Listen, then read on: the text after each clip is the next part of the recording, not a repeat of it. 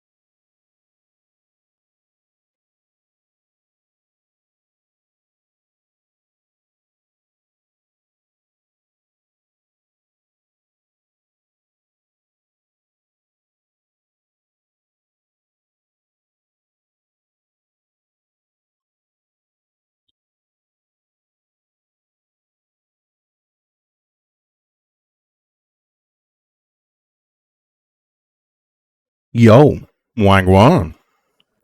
Hello, everyone. Hey, big smooches. How are we? Let's see what we got. We got MK, who claimed first. Hey. Excuse me. We got Lookfu. Hey. Algae. Hey. How are we, homie? We missed you. What else we got? What else we got? Whiskey. Hey. How are we all? Oh, good.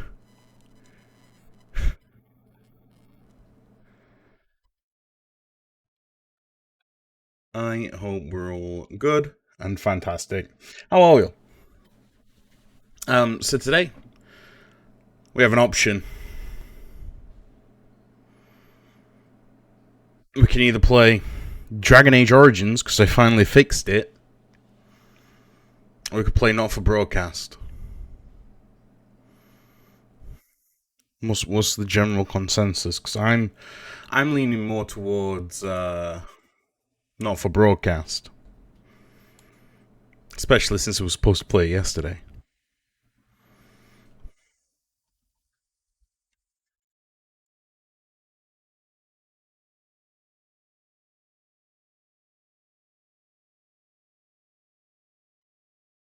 The secret option 3? No, we can't play Overwatch.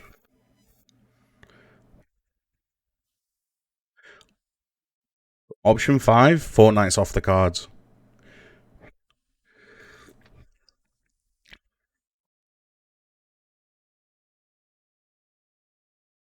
Ah, fuck it, I've already got everything set up for Not for Broadcast. Let's, 5's not for Fortnite. What's 5?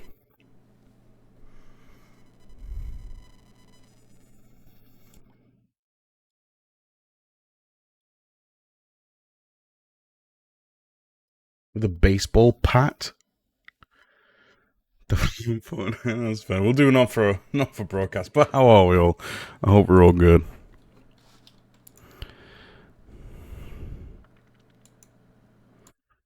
Hey yo, I spent an hour during stream yesterday trying to fucking download the DLC for this game. Algie, how are we? Hey.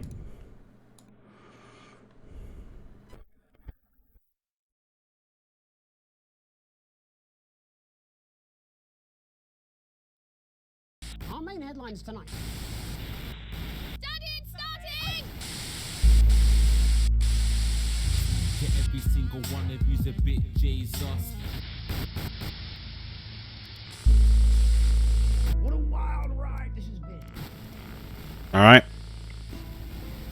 let's jump in. Well, that's a very blunt question. Advance is lying to you.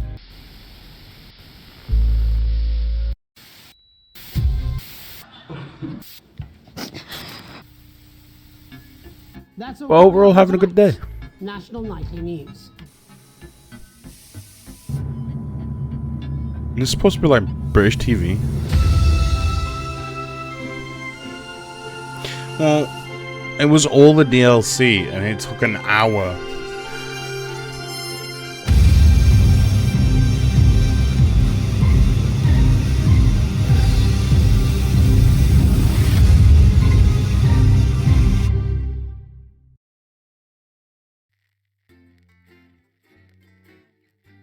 Jeremy Donaldson is the country's most popular and trusted news anchor for now.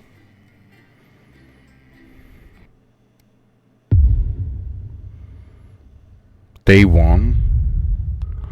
Oh, what is all this?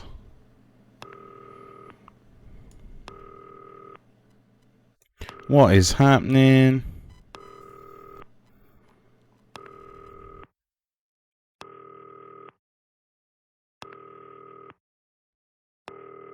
Hi, David, I have a call for you. I'm just putting it through. All right, mate.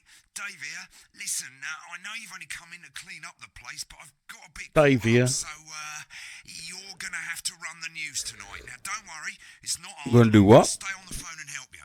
First, I'm going to give you a quick tour of the broadcast room, so if you're not doing it already, look forwards towards all those screens. Right, look up at the top. That coloured bar is your audience. You want to keep Right. the viewers going up and not down. Under underneath that, you've got the screens. The one on the right is the broadcast screen. That's what the viewers are seeing at home. It's only a couple of seconds behind the master screen there in the middle. That's the one you control. Now, the four small screens on the left show the different signals coming from the studio, and you can choose between them using the numbered buttons on the vision mixer at the bottom left. Don't worry, I'll talk you through it and you'll pick it up. He's very London, isn't he? Very Have a London. look to your left. Finish up Christmas cookies for you and then bake more. Wait, what? These plugs Oh. control everything in the studio. I've left them set up for you, so provided you haven't fiddled with them, all you have to do now is throw the master trip switch and we're in business. Once you've got the power on, face the front again. You can see on the broadcast screen that we're in the end titles for the show before us. Fortunately, they go on for fucking ages, so there's plenty of time for me to explain. Oh, right, okay, they're over, so we haven't got long now till the broadcast. Right, That's a quickly, Tony. look down under the desk. You can see a load of videotapes on the left. They're your adverts. Pick any three and load them into the machines on the right. When you've done that, look up to the front again. Four old neighbours from East Winching. That's followed at 8 p.m. by award-winning documentary series The Shape of Now, which tonight looks at the history of the knee-length sock and its importance during the Great Blackout. What's this exercise with ham sleeves? You should be getting a signal from the studio soon. Be making Christmas cookies? When Nice. you get the signal, select screen 1 with the vision mixer and we're ready to go. Prawn and mayonnaise? You know seafood makes me go out in pustules. Yeah, I thought it might increase our viewing figures. Every day. You offer me prawns every day. 10 seconds, everybody. That's how I show love. You're trying to kill me. And yet you persist. Going in 5, 4. But now, it's time to join Jeremy Donaldson. Good evening. I'm Jeremy Donaldson. Our main stories tonight. Okay, good. Next is going to be the throw to the news titles on screen 2. There'll be a countdown, but I'll count you in as well. Just You relax, absolutely... it's all gravy. Yeah, I Honest Andy's totally don't like being told what to do by a cockney, but Canthric, meh. Chat. Sports fans everywhere celebrate as popular footballer Johnny Hamsleeves wins Sports Personality Johnny Ham and sleeves. a spoonful of sugar. Megan will be chatting with movie star Lawrence Blunderclatch about his new movie, The Medicated. And, of course, we'll be going live to Advance headquarters to hear what the leaders of this fledgling party have to say on their historic... Right, button 2 in 3, 2, 1. Lovely, mate. Let's go. Next thing is to throw back to Jeremy with button 1 when that globe in the middle shrinks down and vanishes. I think I'm pretty good at this.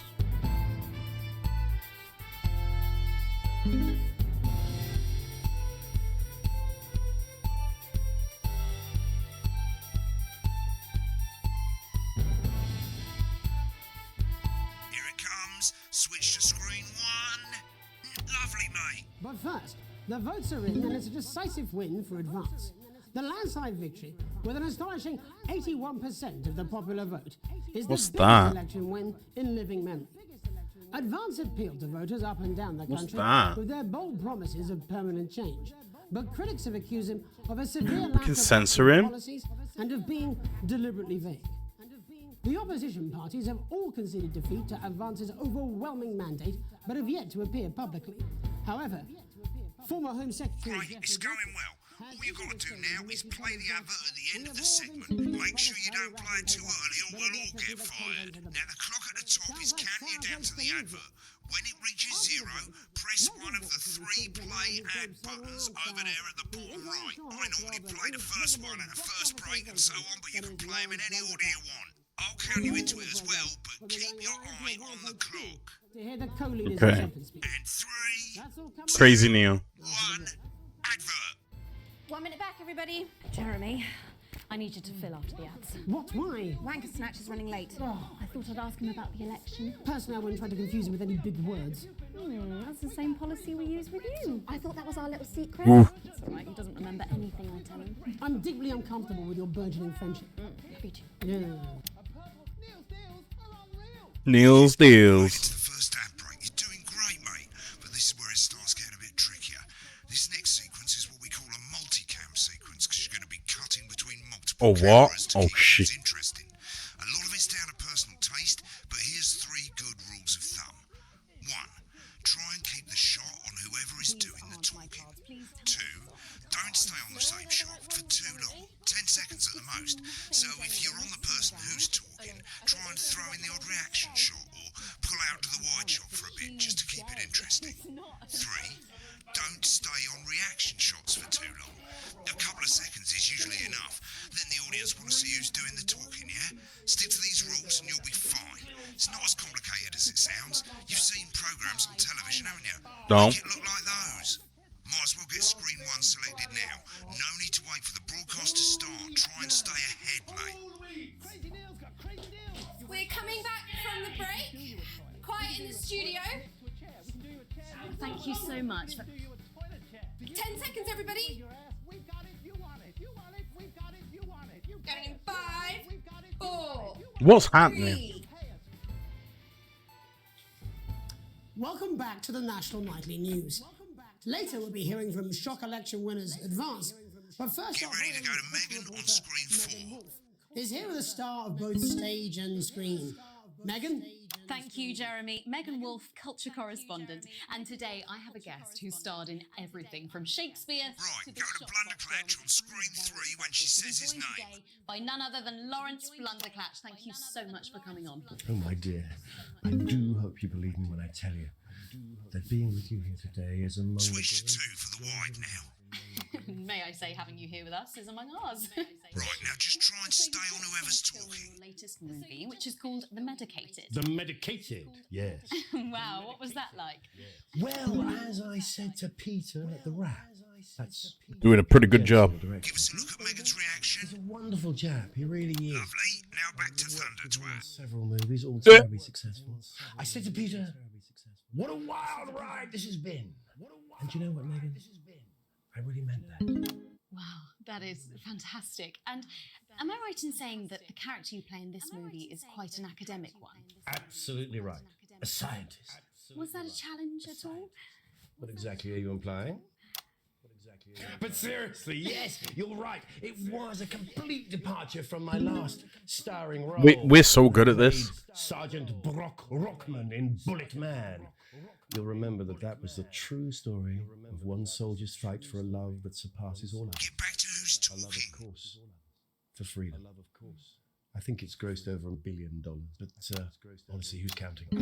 It's a role that saw you scoop 2 Best Actor awards, if I remember correctly. It's so sweet of you to mention it, but I really Get on am the not speaker, doing it mate. for the awards, although those 3 little statues do take pride of place on my mantelpiece. With all the others, I'm sure.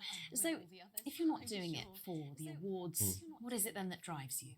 That is a beautiful question, Megan, and not easy to answer.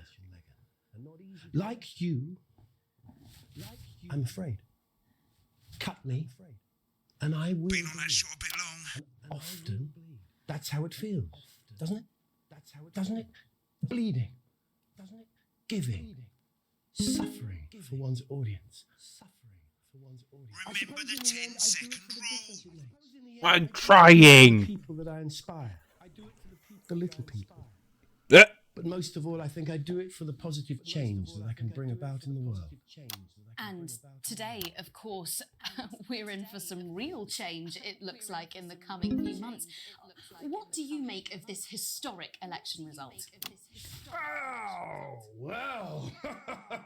Well, now you're asking. Historic election result. Indeed. Historic is the word. Well, it's difficult, isn't it? Very difficult. Audience is getting bored, I mate. think I've always been quite clear that when it comes to politics, that one should always strive to not fuck things up. Shit, he swore. Oh, well, don't worry, he won't do it again. Sorry, I said fuck. Shit, he did it again. Okay, don't panic. I'll explain how to deal with swearing at the break. Medicated, which opens next week. Right, around they've swapped the country. shot of Jeremy on screen 1 for a VT of the movie clip. You'll get a countdown on the screen, but I'll just let Megan cue you in. My character, Dr. Lance Hemlock, is faced with a decision that could affect humanity's very survival.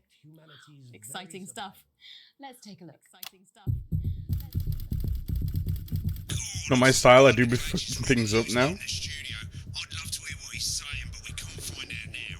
We'll go to the Russia's room together once the broadcast's over. I don't understand it.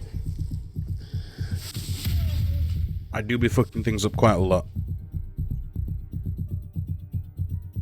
It's not your fault. You think I don't know that? Nolans mustn't think of Karen. Whoa. That's Dr. Lance to you, Miss Flanagan. Oh. I did it for you, baby. All for you. Dr. Hemlock. We're gonna change the world, do you remember? It's kind of a kink at this point. Listen to you. Dr. Hemlock. You told me, but I didn't listen. Doctor. I'm drowning, Lance, you said. You need to see this. No, it's all too late. Look at this!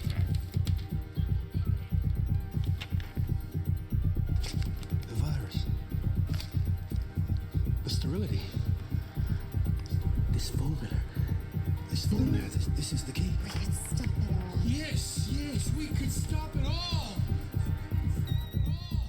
We have to ask ourselves. At the end of the clip, you'll want to play another ad. Remember to use the clock at the top to count you in.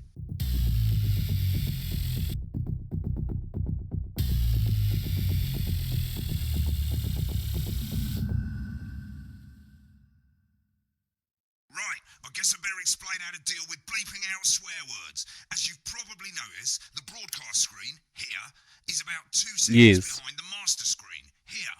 When someone says a naughty word, the bleep button lights up, like this.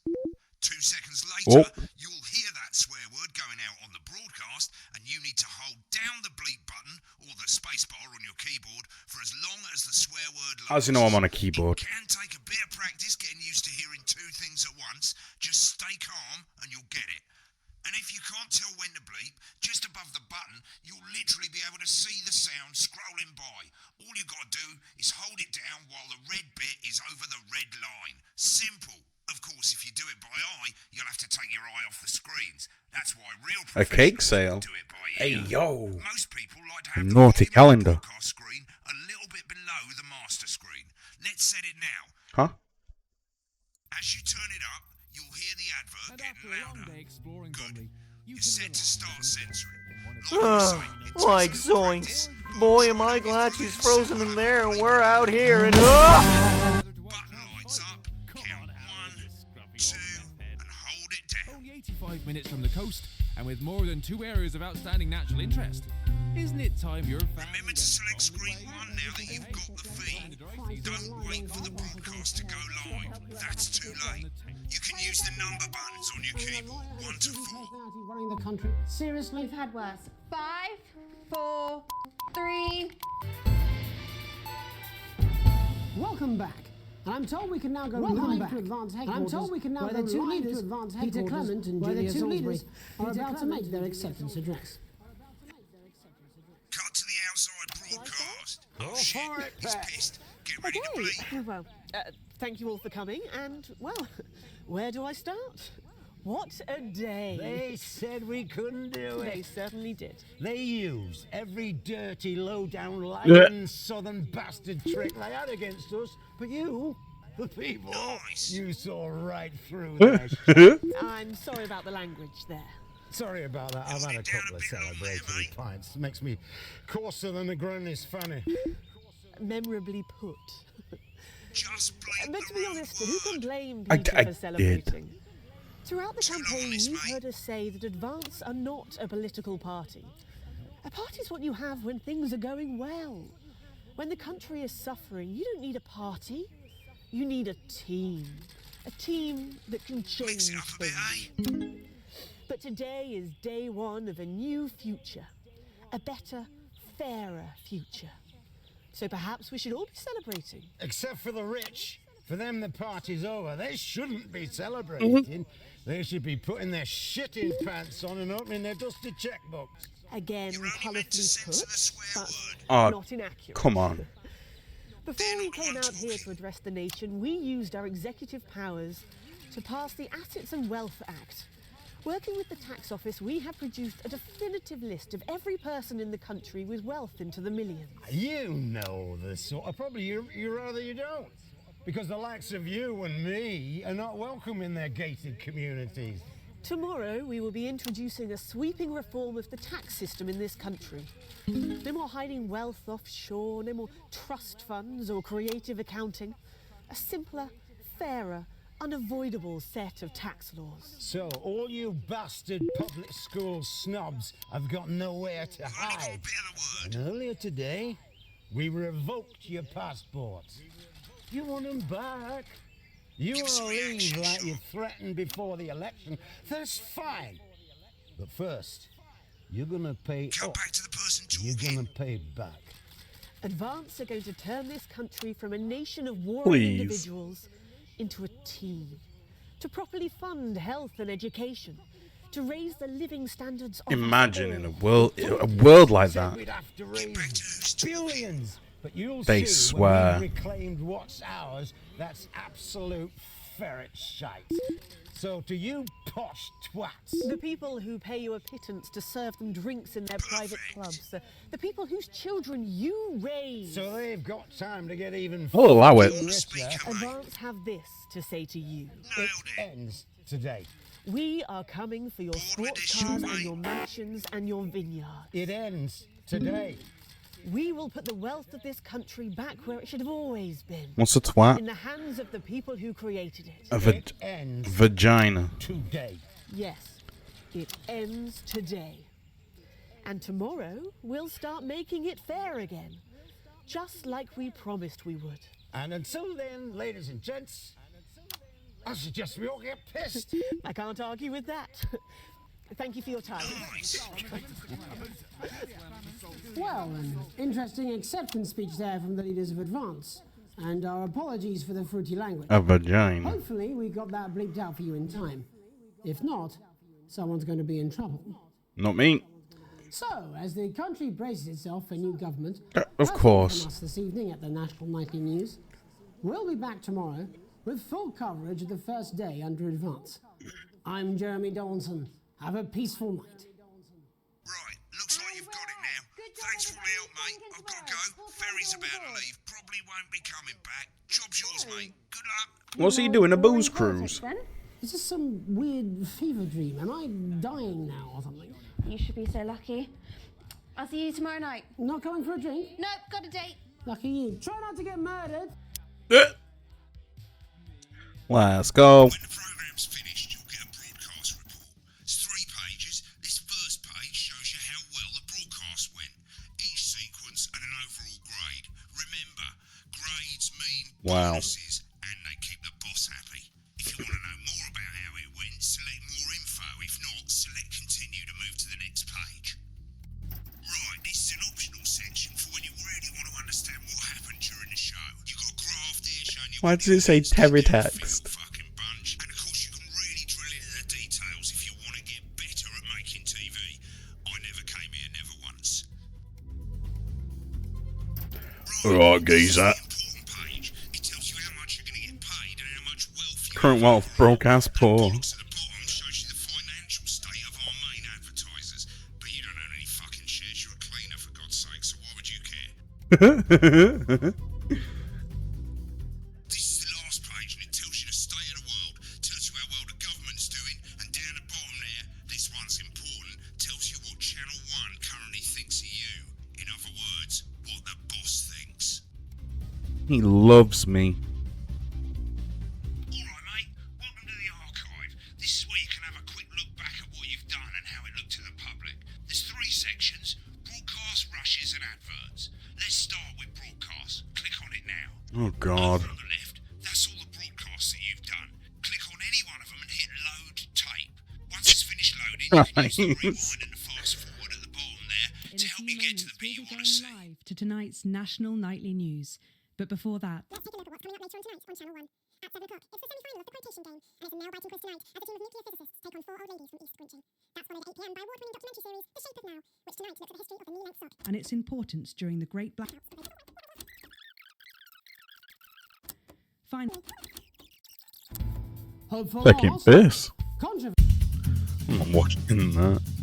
Right, click on rushes and let's have a look at those.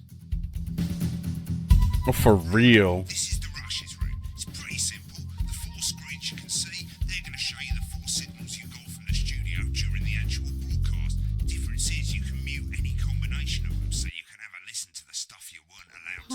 Corn and mayonnaise? You know, seafood makes me quite impossible. Yeah, I thought it might increase our viewing figures. Every day. You offer me prawns every day. 10 seconds, everybody. It's how I should. Our main stories tonight. Jonathan Pike? Oh, for real. That's the vibe I'm getting. Day 1? Oh god, I'm on my own. Day 3? Oh god.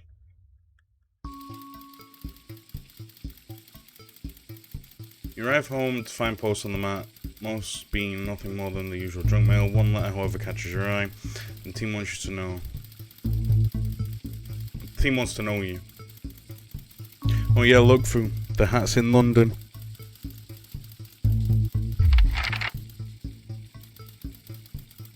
It's a form for the new advanced government asking for information on all citizens. The first page is filled in already.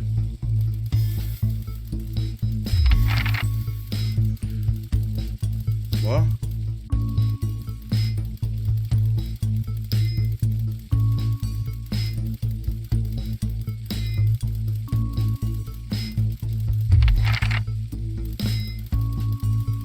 A colleague in a different department has confided in you that they've been taking home confidential information. Now, a file of minor importance has gone missing.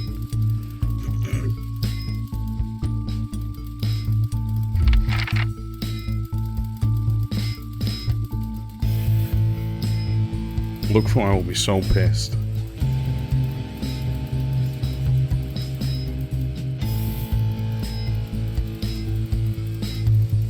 Well, what else could you have possibly shipped?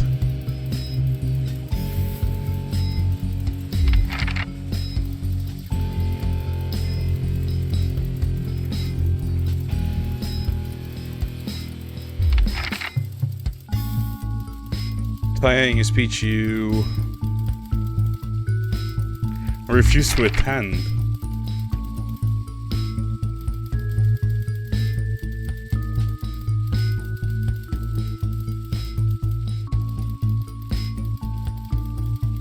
Look for I know you didn't ship cat ears.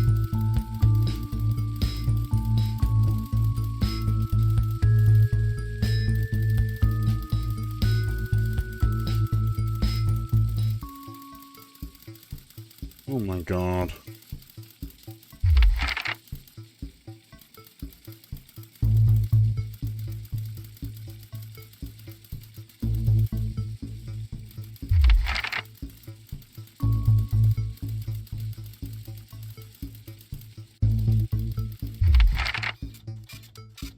Oh god.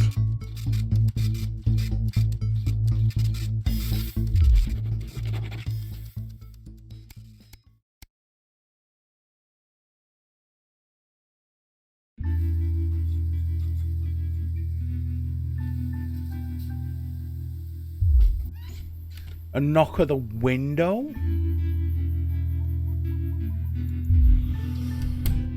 Sorry for bursting in so late, Alex. Chris stammers, but I need a favour and you're the only one I can ask. Farted in the bag for fuck's sake.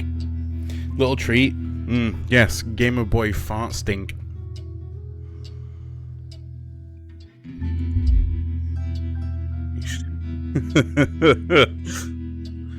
You must have seen all this crazy advanced stuff. The assets and wealth act they're calling it. Taking people's hard-earned money to fund the lazy is bullshit. Ugh. It sounds familiar. I'm not saying the top 1% or whatever don't have stupid money, Chris adds hastily, but they can afford it. People like me, we're going to lose everything.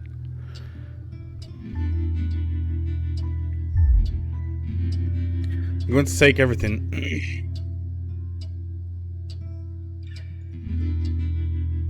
Why would it smell like mint? What the fuck? I'm going to take everything, Alex. Everything I spent my life building. I can't let that happen. I need a favour. Chris eyes find the floor tiles. I need to borrow your passport. I get the feeling I'm not going to like this. They've taken mine in half the bloody countries. Time for a little fry up? Ooh. MK, I'm coming over. Enjoy a fry up. They've taken mine in half the bloody countries, but people always say you and I look so familiar. A sever pipi wukuk? An egg is? What? Oh, sukuk? I completely butchered that. Chris is basically now, I need to leave before it's too late. Once I'm out, me and my money will be safe, but I need to go for now before they freeze my accounts. Please, Alex, I wouldn't ask if I had any other choice. It's upstairs in the safe. Let me go get it. Thank you. I knew I did well in catering college. You climb the stairs to your bedroom, careful not to wake Sam, who is cocooned in the duvet as usual. You open the wardrobe. Yeah, absolutely.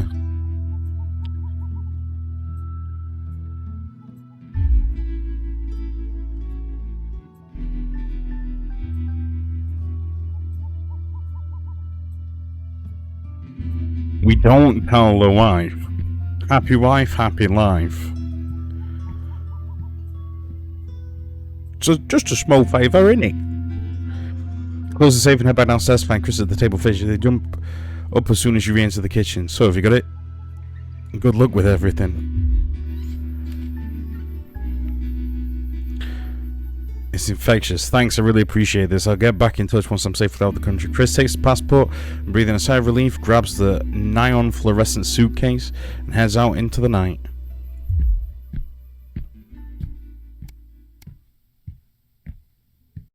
It's gonna give it a lot. Oh, no, not a lot of dialogue. Let's go.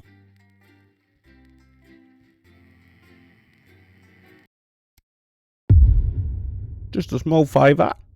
A small itty bitty favour. Hello? Where's my Tony Walkman?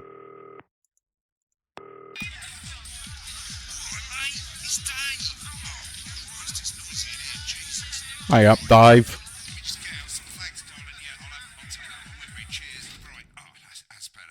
Jesus Christ. So I can get back to my guests. First of all, let's get the power on. You need to get at least the bottom 4 plugs on.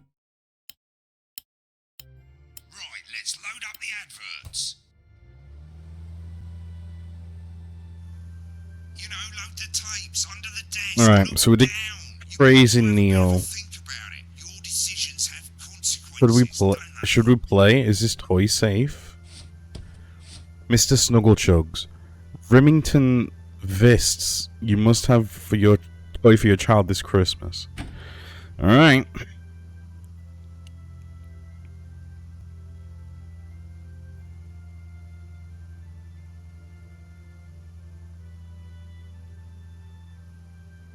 Oh, that sounds bussing. Could be played introducing an advanced Go-Getters Teen Team. An elegant new skin cream with a porky little twist. Juste c'est coquin.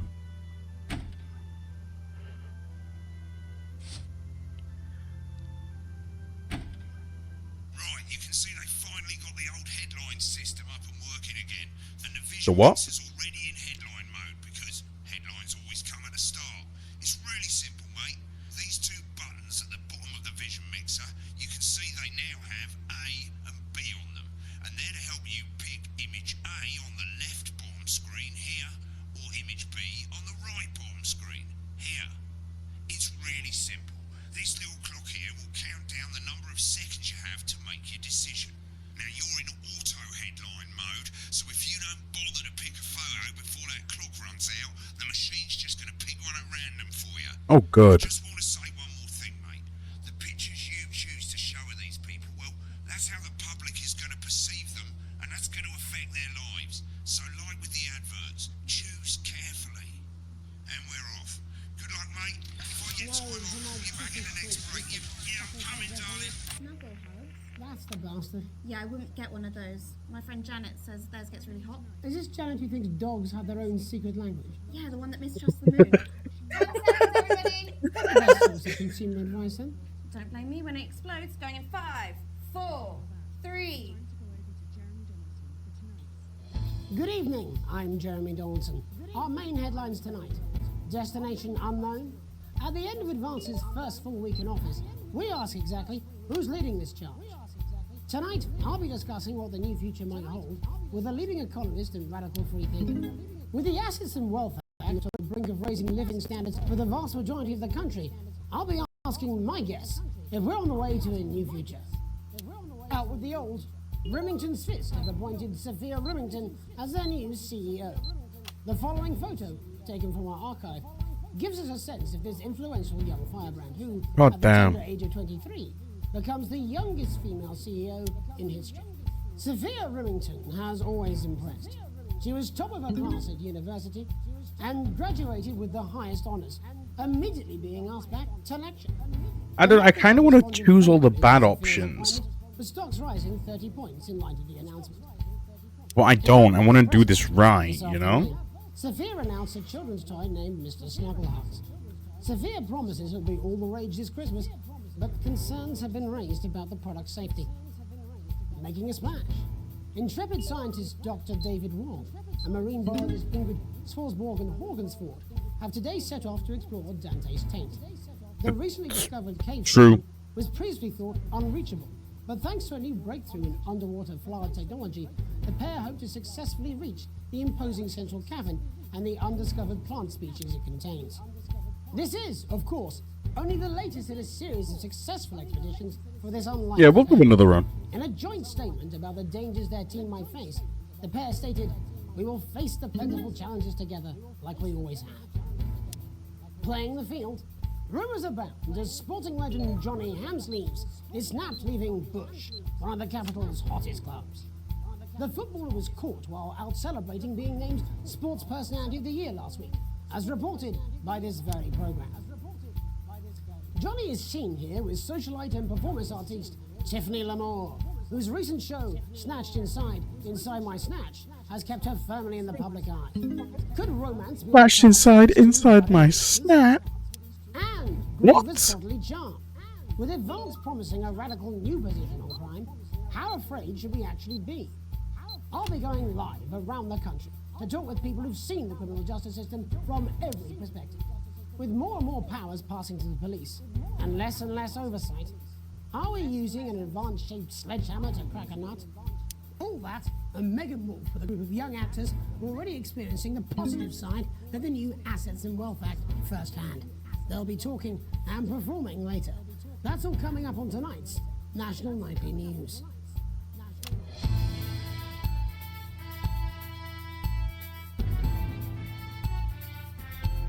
So, I'm professional.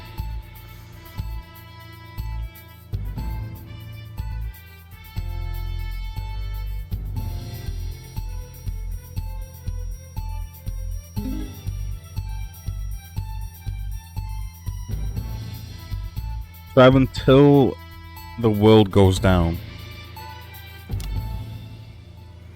In the wake of the government's swift enactment of the Assets and Wealth Act, we're talking about Advance's first week in office and what the new future holds. Joining me are Katie Brightman, a leading economist, and Alan James, author of Alan James is Right, The Free Man's Guide to Waking Up. Alan, the government certainly haven't dragged their heels on delivering some of the legislation they promised. But what does the Wealth Act mean for us? Nothing, Jeremy. We're still vassal slaves, we're just in prettier cages. A confident dismissal there. Katie Brightman, do you agree? I'm afraid I don't, no. I think that Advance have realised that the current economic system You know, is unlimited. this is exactly what British TV is like. So they're changing things up. There I agree with you. They're moving to the next steps in the grand plan. Grand plan, Alan? It's all in my book. Alan James is right, Jeremy. We're to become the great herd. Ignorant, sterile, and short-lived. That's what they want. Or perhaps Advance have just realised that if we carry on the way we are, we will destroy ourselves and this planet in a mad orgy of consumption, if you'll excuse the colourful let's go. metaphor. Yes, orgy is the right word. Only it'll be the overlords having an orgy on our poor broken backs. It's all in my book. Alan James is... Shamelessly self-promoting? Katie, how do you think the rest of the world will respond to this new approach? I think they're watching carefully. Advance are the most disruptive threat that the world powers have faced since the last Great War. Yes, Katie's right. War is inevitable. Thank you, but that isn't And what this will not be a war like we've ever seen before. We're talking millions of deaths. We're talking high-tech... It's all here in my new book. We're talking... Out of the wrong orifices? Mock me all you like, Jeremy, but when they murder your parents and they poison your food and they take you away to their camps for hypno-brainwashing, who will be laughing then? That might be a great way to sell books, Alan, but you know full well that isn't going to happen in a democracy. Democracy is dead. Yes, advance are radical, and change is always frightening, but the truth is... Jesus Christ. Act has made more than 90% of the population wealthier, and is on target to produce a permanent end to poverty. Bollocks! What this young lady doesn't understand, Jeremy, is that these are the same people. Maybe they've rebranded, but it's all a little circus act to keep us from seeing the tyrant behind the curtain. That's where you're wrong, Alan. For a start, they've mobilised the youth vote... God, really got to keep your eyes on everything. I call it grooming. The grooming of an entire generation to walk happily into eternal bondage. They're like psychic paedophiles. But based on the facts, Katie... The Assets and Wealth Act is only the first step.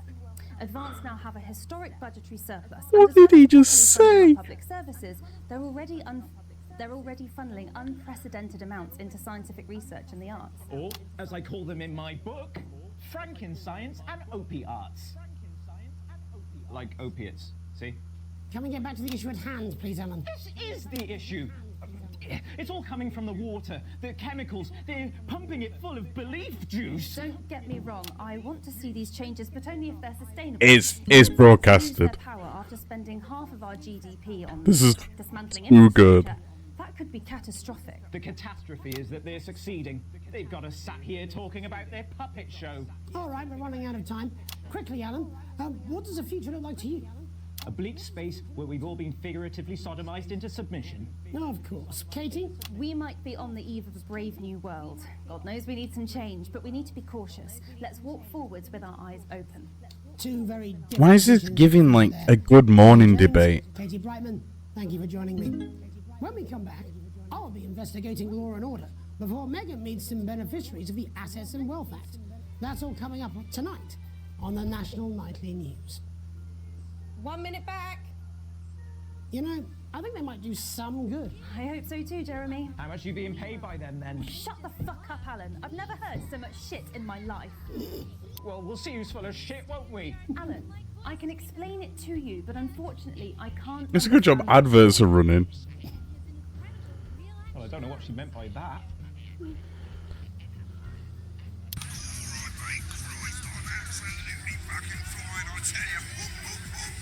How's it going? Actually, fuck it, I don't care. I hate the fucking news. Oh, bloody hell, I love this tune, though. All right, mate, see you later. Bye.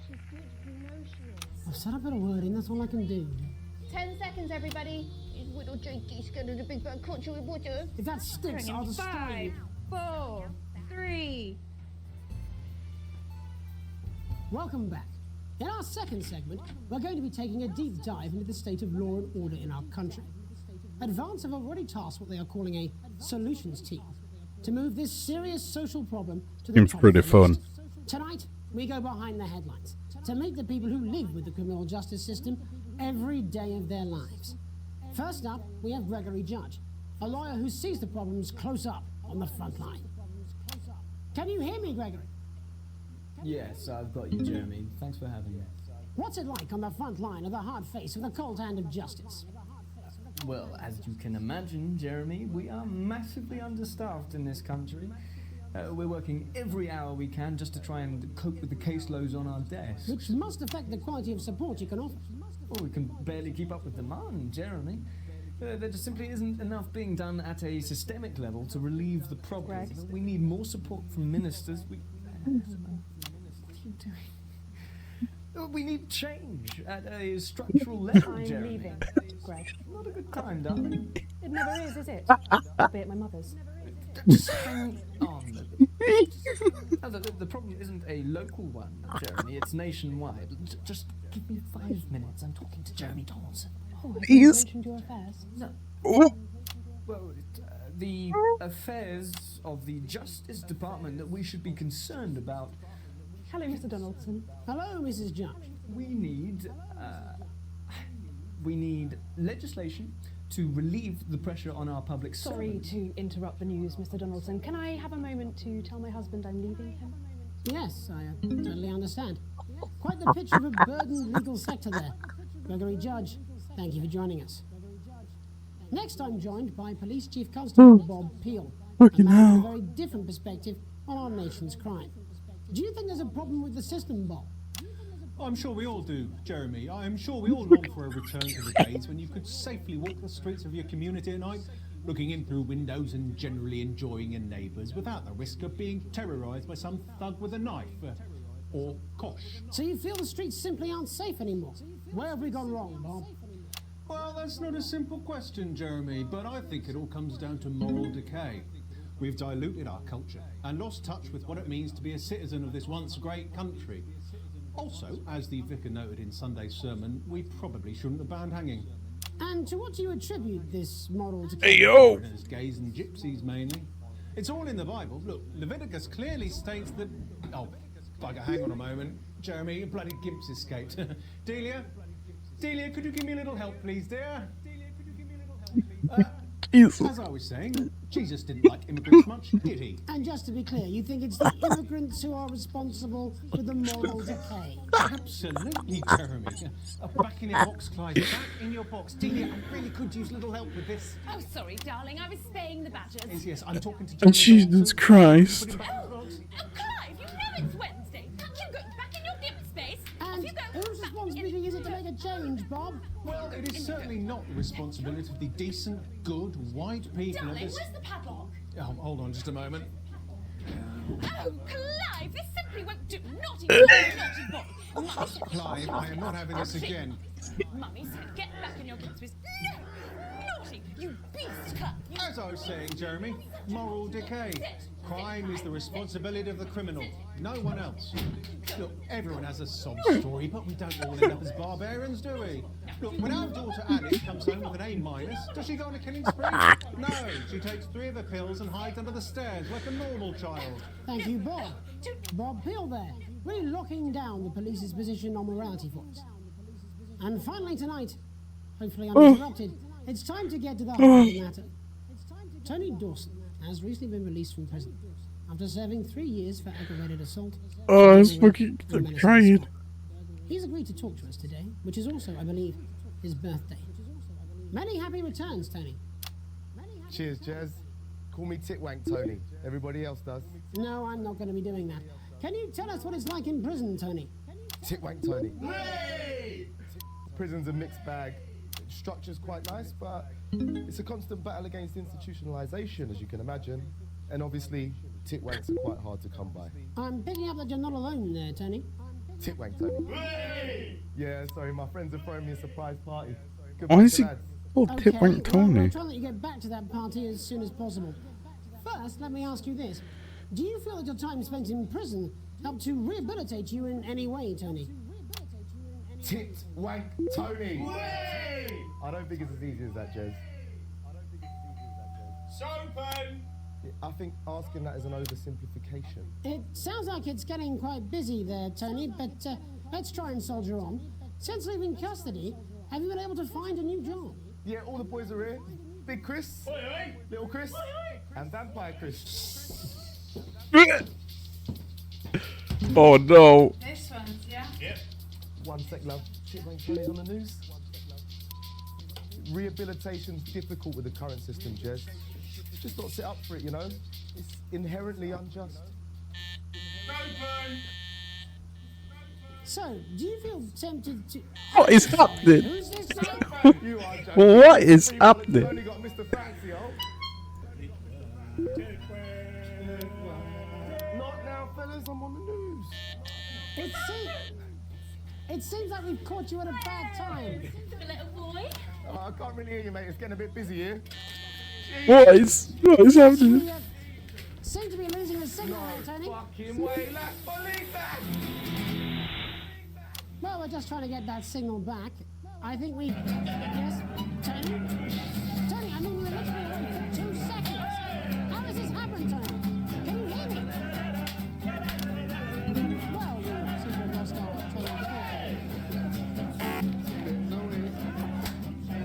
understanding of the serious and complex issues around law and order. After the break, Megan will be live with some plucky young thespians. Don't go away. We'll be back after these messages.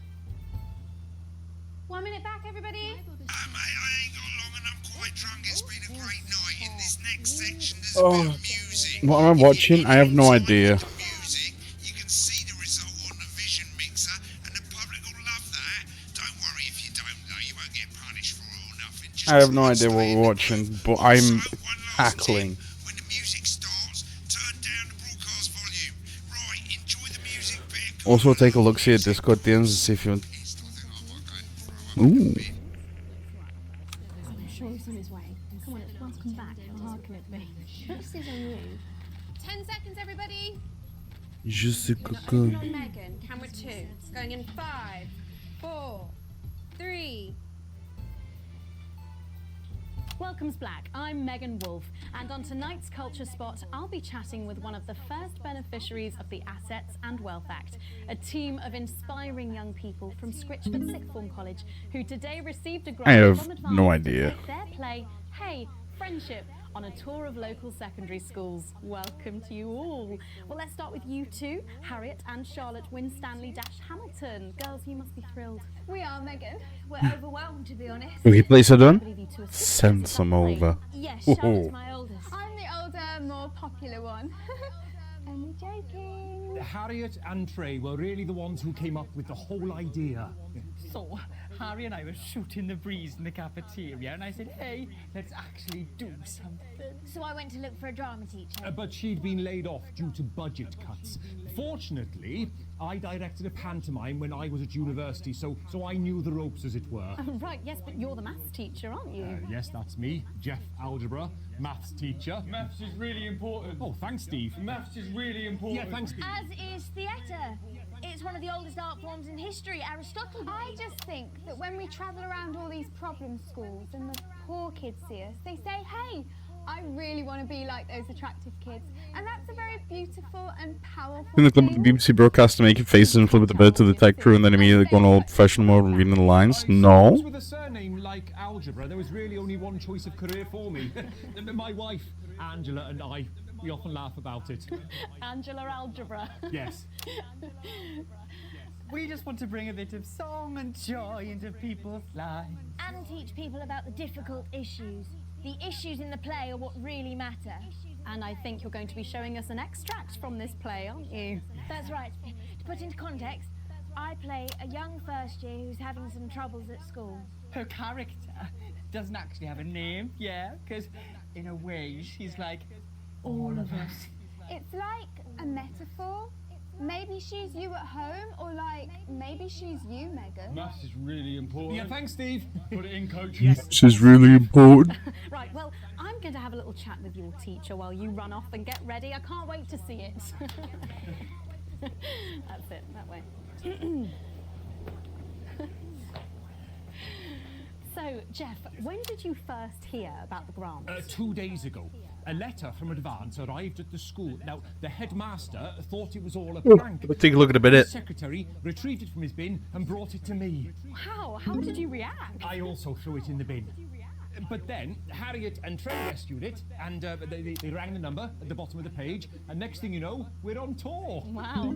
Well, I think we can all guess which way you'll be voting. Yeah, every decent broadcaster will fail, but there's a story behind it. We're not very political. I'm a mathematician, of course, and she's a paraplegic mainly. But we did used to watch that Peter Clements DIY show back in the day, and so we thought, why not? Let's have a go at this old democracy thing. Okay. And here we bally well are. Good stuff. Fucking brilliant! So, let's have a look at a short section of Hey, Friendship.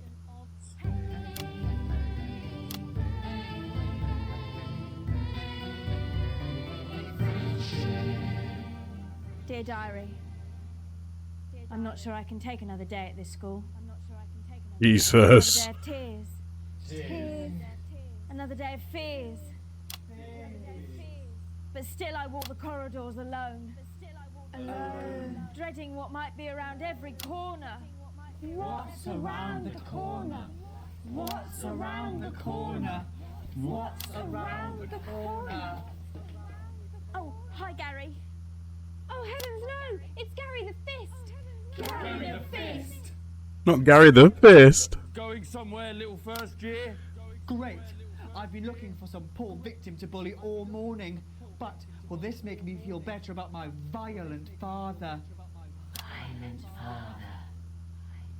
Excuse me, I'm late for maths. It's my favourite subject. And so important. Maths is for losers. What? Maths is for losers. My arm's stuck, coach. Keep going, for fuck's sake. Right, maths is for losers. Now, give me your lunch money. Double lunch for me today, but why am I only truly happy when I'm eating? Not today, Gary the Fist. What do you mean not today? Who are you? My arm's free, coach. Brilliant, keep going. Right, who are you to stand up to me? I, Gary the Fist. And you're just a sad little girl with 2 gay dads who's all alone. Jesus. That's where you're wrong, Gary the Fist. These are my 2 new Jesus Christ. 私の名は吉良義景、年齢33歳。自宅は森王町北東部の別荘地帯にあり、結婚はしていない。仕事は亀有チェーン店の会社員で、毎日遅くとも夜8時までには帰宅する。タバコは吸わない。Hey, why is this thing opened? Take a look at me. Take a little look at my face. I could be you. She could be you. And you could be me. Or you could be me. Life can be peachy keen if you work as a team. It's my choice to be mean. So stop now, make a different choice. Listen to that inner voice. Hey, listen up, I won't take no crap. Who said middle class girls can't rap? I ain't afraid of your cruel laps. And my mother Jesus. still love maths.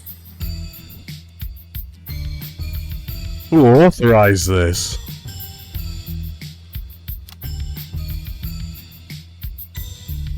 Hey, kids, I'm Gary the Fist. People think that folks like me probably shouldn't exist. But that's just prejudice, and I'd do better if you knew the way that I became Gary the Fist.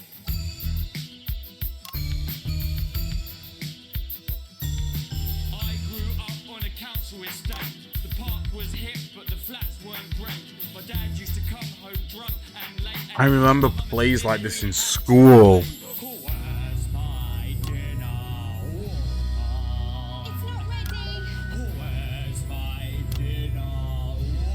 Fucking hell.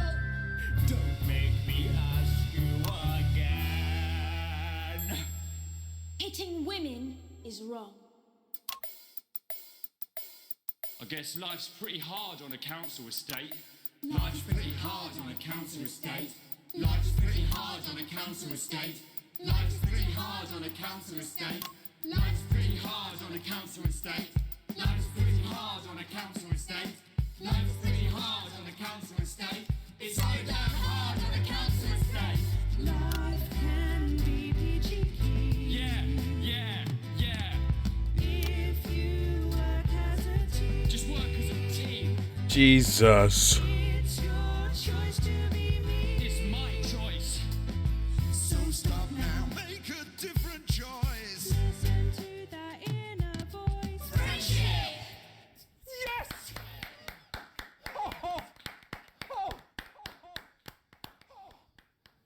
Well, thankfully that's all we have time for tonight on the National Nightly News.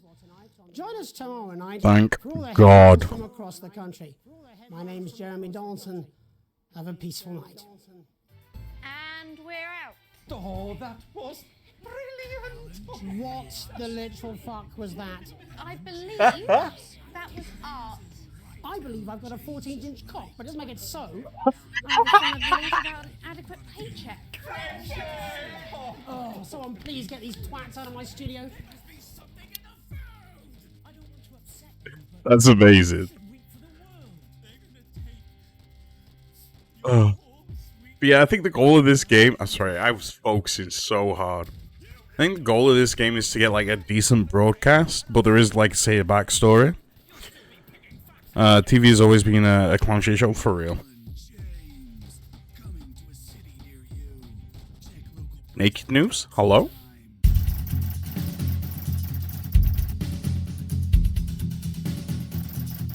A plus, baby. Or worrying dad. Nice. I don't know if that's good. Oh, some DMs.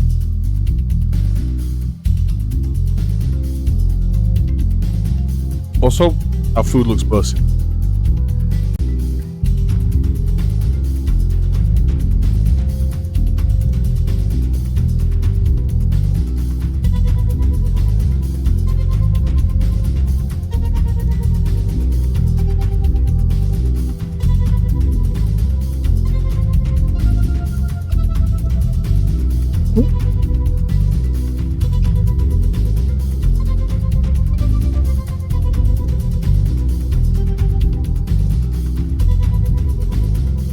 Alright, let's take a look.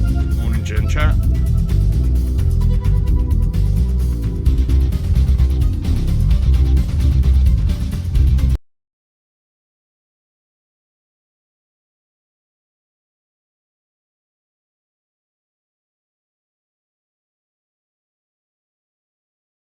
Let me get it loaded. Hold on.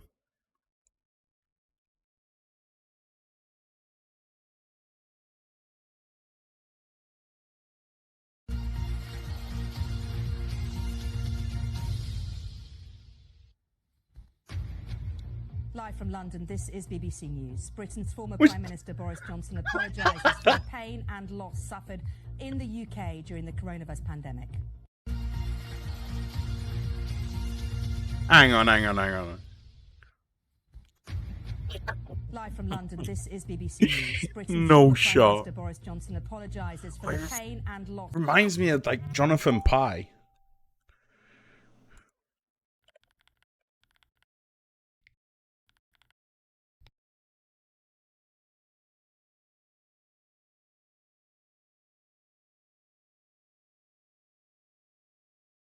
That what? Oh no. And that concludes my opinions on that subject. If you're anything like me, most evenings you get home and you cry yourself to sleep. Look at the state of the world. The world is burning.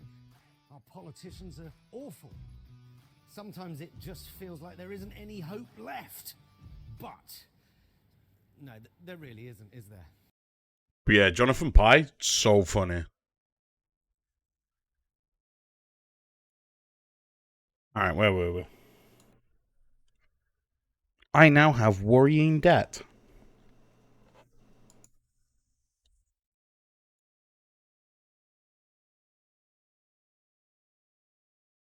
Oh.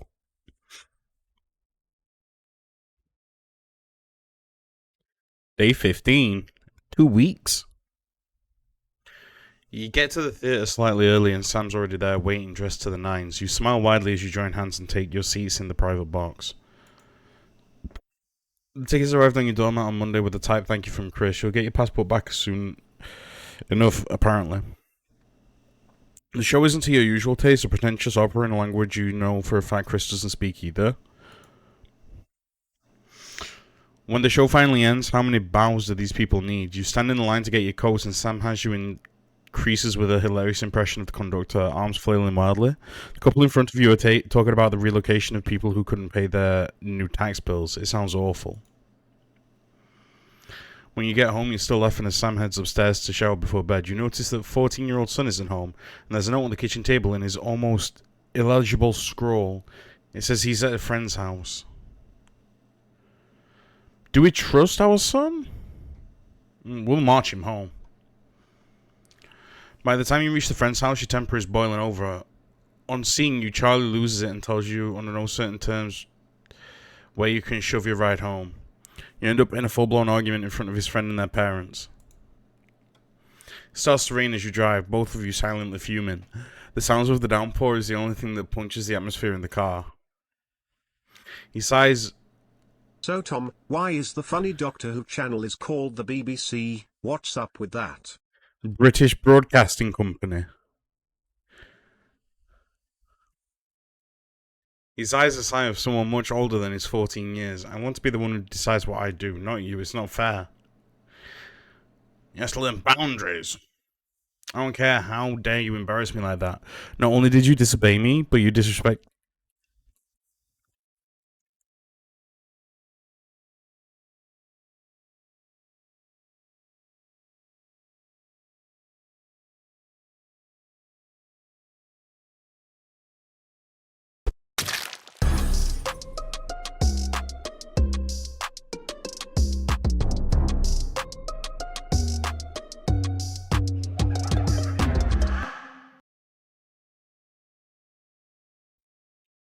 Have to nip out shortly. How dare you embarrass me like that? Not only did you disobey me, but you disrespect me in front of Ben and his parents. But if I've heard enough from you tonight, you're not leaving your room for a month. It's for his own good. He'll realize that someday. Shh! Shut up, MK.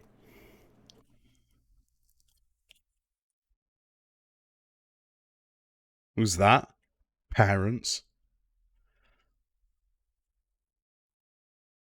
Alright. I'm going to take a BRB real quick. And then when we come back, we'll carry on. Because I'm enjoying this game. It's funny.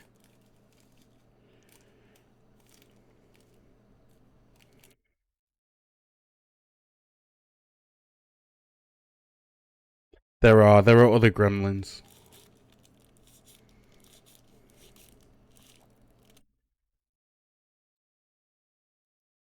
It's true.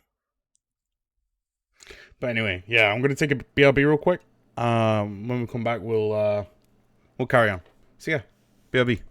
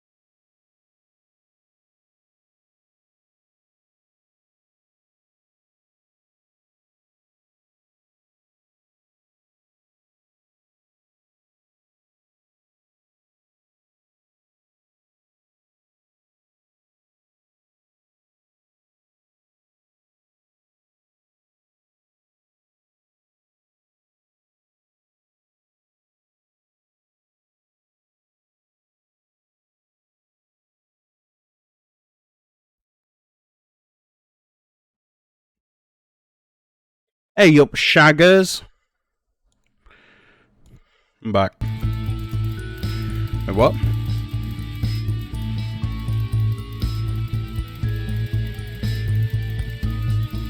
Thinking where's Ma? Yeah. Alright. You're leafing through a pile of accumulated posts. Each new bill pulls on your gut like a lead weight until a flash of blue makes you pause. Recognizing the teal advance logo on the envelope, you tear it open.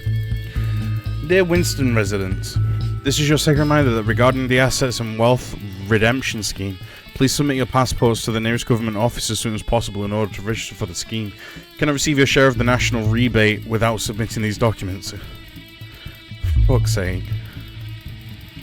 We work as a team and we're rewarded as a team. Forwards together. Julius Salisbury and Peter Clement.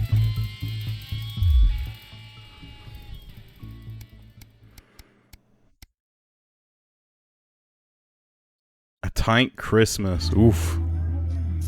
You can't help but crack a smile as you look around the table. The snow has settled on the grass outside. The kids are pulling a cracker while your elderly mother tries to keep her eyes open. You did always have a soft spot for Christmas. Sitting at the head of the table now at your dad's place. Across from you is Chris's empty seat, probably on a tropical beach somewhere, you think. You catch Sam's eye, who breaks into a smile, clearly thinking the same thing. Even without Chris, the food has to be stretched a little thinner this year. But no one seems to notice. Look around the room at your family. You make a toast. We always make toasts. Stand up and raise your glass. Merry Christmas, everyone. I'm glad we're all here. Well, most of us. There are murmurs of cheers and much clinking of glasses. Your daughter, Susie, seizes the opportunity to corner you. You know how you love me? I'm not going to like this, am I? You know me and my friends are planning on going travelling this year? Well, I was hoping you'd help me with the money. I knew it. I'm a mind reader, you chuckle as your 19-year-old daughter rolls her eyes. You wish you could say yes without worrying, but now that your mother's had to move in, things aren't quite as simple anymore. Oh god. No, Squeaks isn't over yet. Only a few hundred, she mumbles, as she pushes you a stray peer around her plate. It takes a great effort for you to not spit your mulled wine across the table into your elderly mother. I know it's a lot, darling, Sam interjects, but trains are expensive. This is a great opportunity for her, and I did already say she could go. We'll make it work somehow. Susie's grin stretches from ear to ear. You mean it? That's so great. Thank you, thank you, thank you. The mood soars as Sam puts on a paper hat on your head, and Charlie takes pleasure in reading everyone's god-awful cracker jokes. The room is filled with voices and laughter. You're looking around at your grinning family, and mother whispers, your father will be so pleased. You dab your eye with your napkin.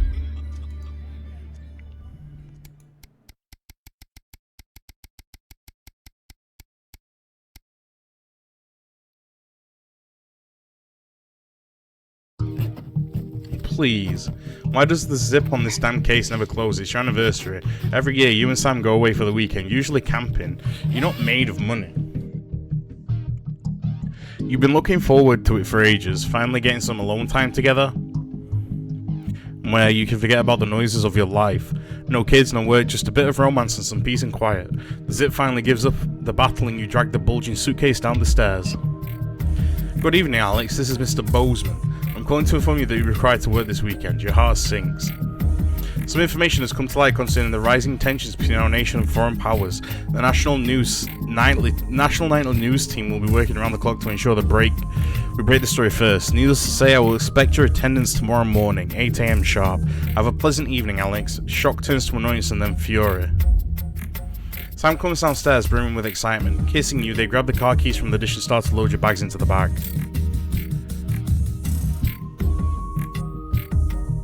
We'll skip work. Fuck work. Message deleted. What was that? Comes a voice from behind you. Nothing important, you reply as you put on your coat. Adrenaline coursing through your body. Grabbing Sam around the waist, you practically slam the front door. Work can bollocks.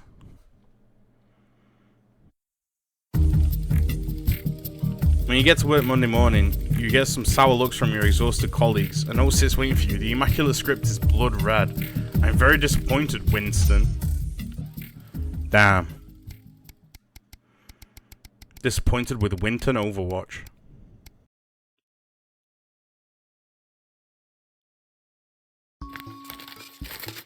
Your son Charlie hovers at your elbow as you read. Do you find yourself striving to achieve? Are you an active member of the team? Do you like reaping the benefits of cooperation? During the advanced go-getters today, forwards together.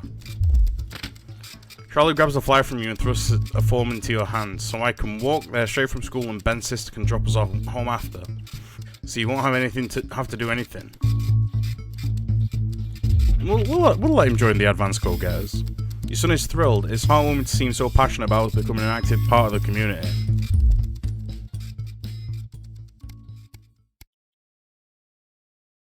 A free ticket. Is this where we learn we can skip like half the game? Some guys at work gave them to me. They can't go. Sam stands in front of you, brandishing 2 tickets. You see the title in bold letters. Alan James is right in front of you. I'm really unsure. What do you think? Shall we go? The show is entertaining, but much less funny than you thought. He's a powerful public speaker, and something about it sticks in your mind. Laying in bed that night, wide awake, long after Sam's breathing turns heavy, it hits you. It was the crowd. Not laughing, but roaring. Ooh, stay neutral. A profitable partnership. It's a very narrative-based game. After a particularly long day at work, you come home to find the post sorted into piles as Sam has taken to doing so recently. Most of it is the usual rubbish, but a letter with the increasingly familiar advanced logo and urgent, respond immediately, plastered on the front in a correspondingly urgent red font grabs your attention. Dear Winston residents, this letter is to inform you that the advanced government has taken another step forward in our fight for equality. By nationalising the largest private corporations and redistributing their resources amongst the citizens of this great country, the Partnership Bonds Programme ensures that wealth created by people is delivered to the people. Every household will become a partner in one of 3 carefully selected institutions chosen by Advance for consistent, high performance and financial security. Please note, all returns are based on public opinion and cannot be guaranteed. Please select one of the following.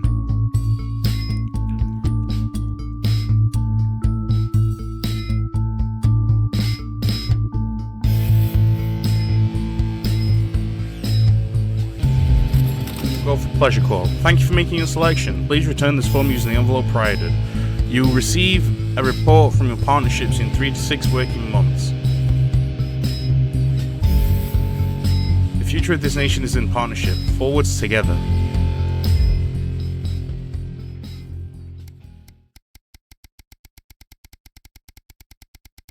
Had to attend a president matter? Absolutely not a problem, dude.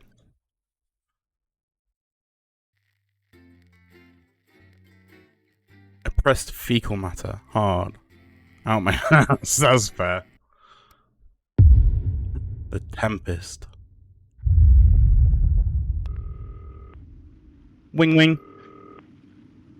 Good evening, Alex. It's Bozeman here, your boss.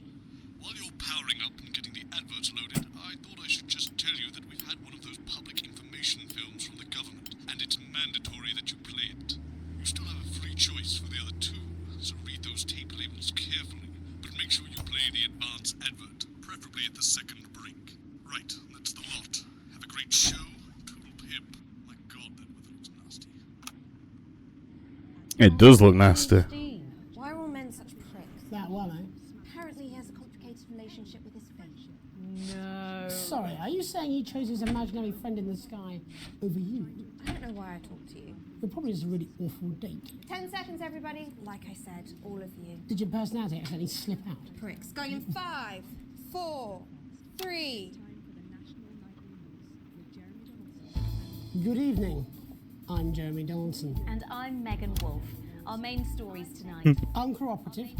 A mysterious symbol has appeared overnight on thousands of buildings throughout the Ooh. Tonight, in an exclusive live interview with Prime Ministers Julia Salisbury and Peter Clement, I'll be asking what this mysterious symbol might mean. After 3 months of record-breaking approval ratings, could this be the daring first move of a silent resistance movement? And what would that mean as we go into the future? We shall overcome. Trapped in Dante's taint for more than a month now, doctors Ingrid Svorsborg and Horgensvoord and David Wong announced today that they're considering 2 possible options. With 2 of the finest minds in science working together, hopes are still high for the eventual return of the team to dry land. While both Oh, options are okay. still on the table, seems to be growing for a daring. Got the right one in the end. I noticed the difference was the whiteboard. Most advanced craft ever conceived by man, then who can? Bearing their opinions, the formerly rich are fighting back with a naked protest. Our very own Robin Short was on hand earlier today when this new protest group first presented themselves.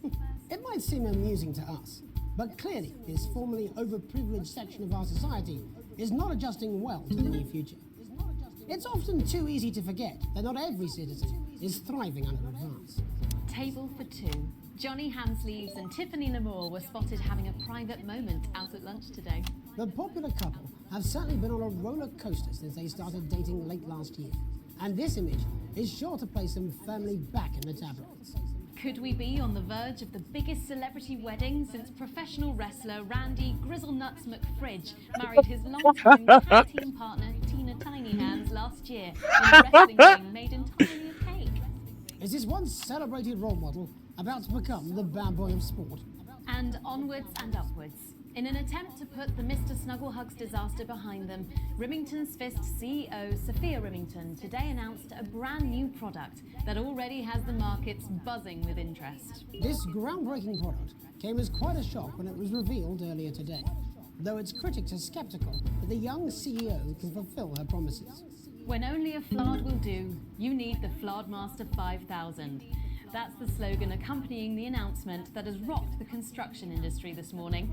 The breakthrough Jesus Christ. in installation is sure to change the way we see the humble Flard.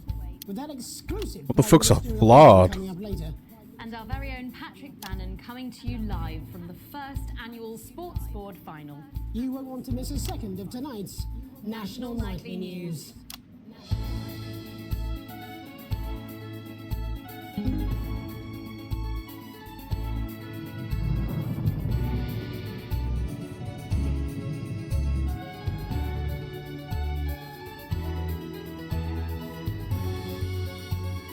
What the fuck's a flawed?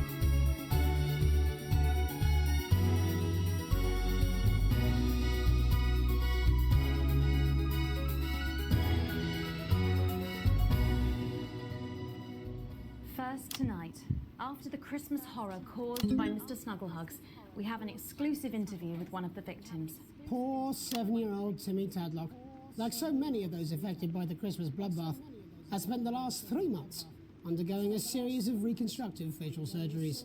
Last week, joyfully, he spoke for the first time since the tragedy. Tonight, he talks to us. Before we go to the interview, however, this station would like to issue a full and frank apology for any part we may have played in the tragedy.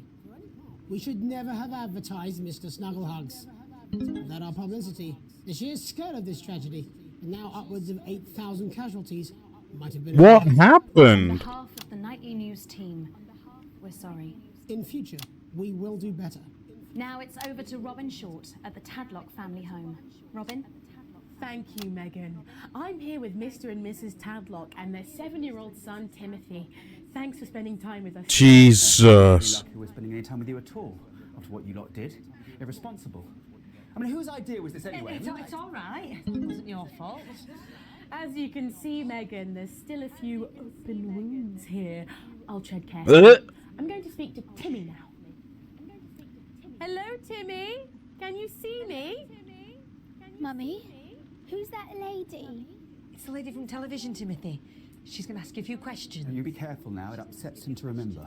Don't worry, Mr. Tadlock. I wasn't the youngest ever editor of the Swinstead Middle School Inquirer for no reason. So, Timmy, can you tell us what happened to you? You had just unwrapped Mr. Snugglehugs, hadn't you? Was he under the tree? Yes, I could smell him already. He smelled like love. Ah, yes, that'll be the fur.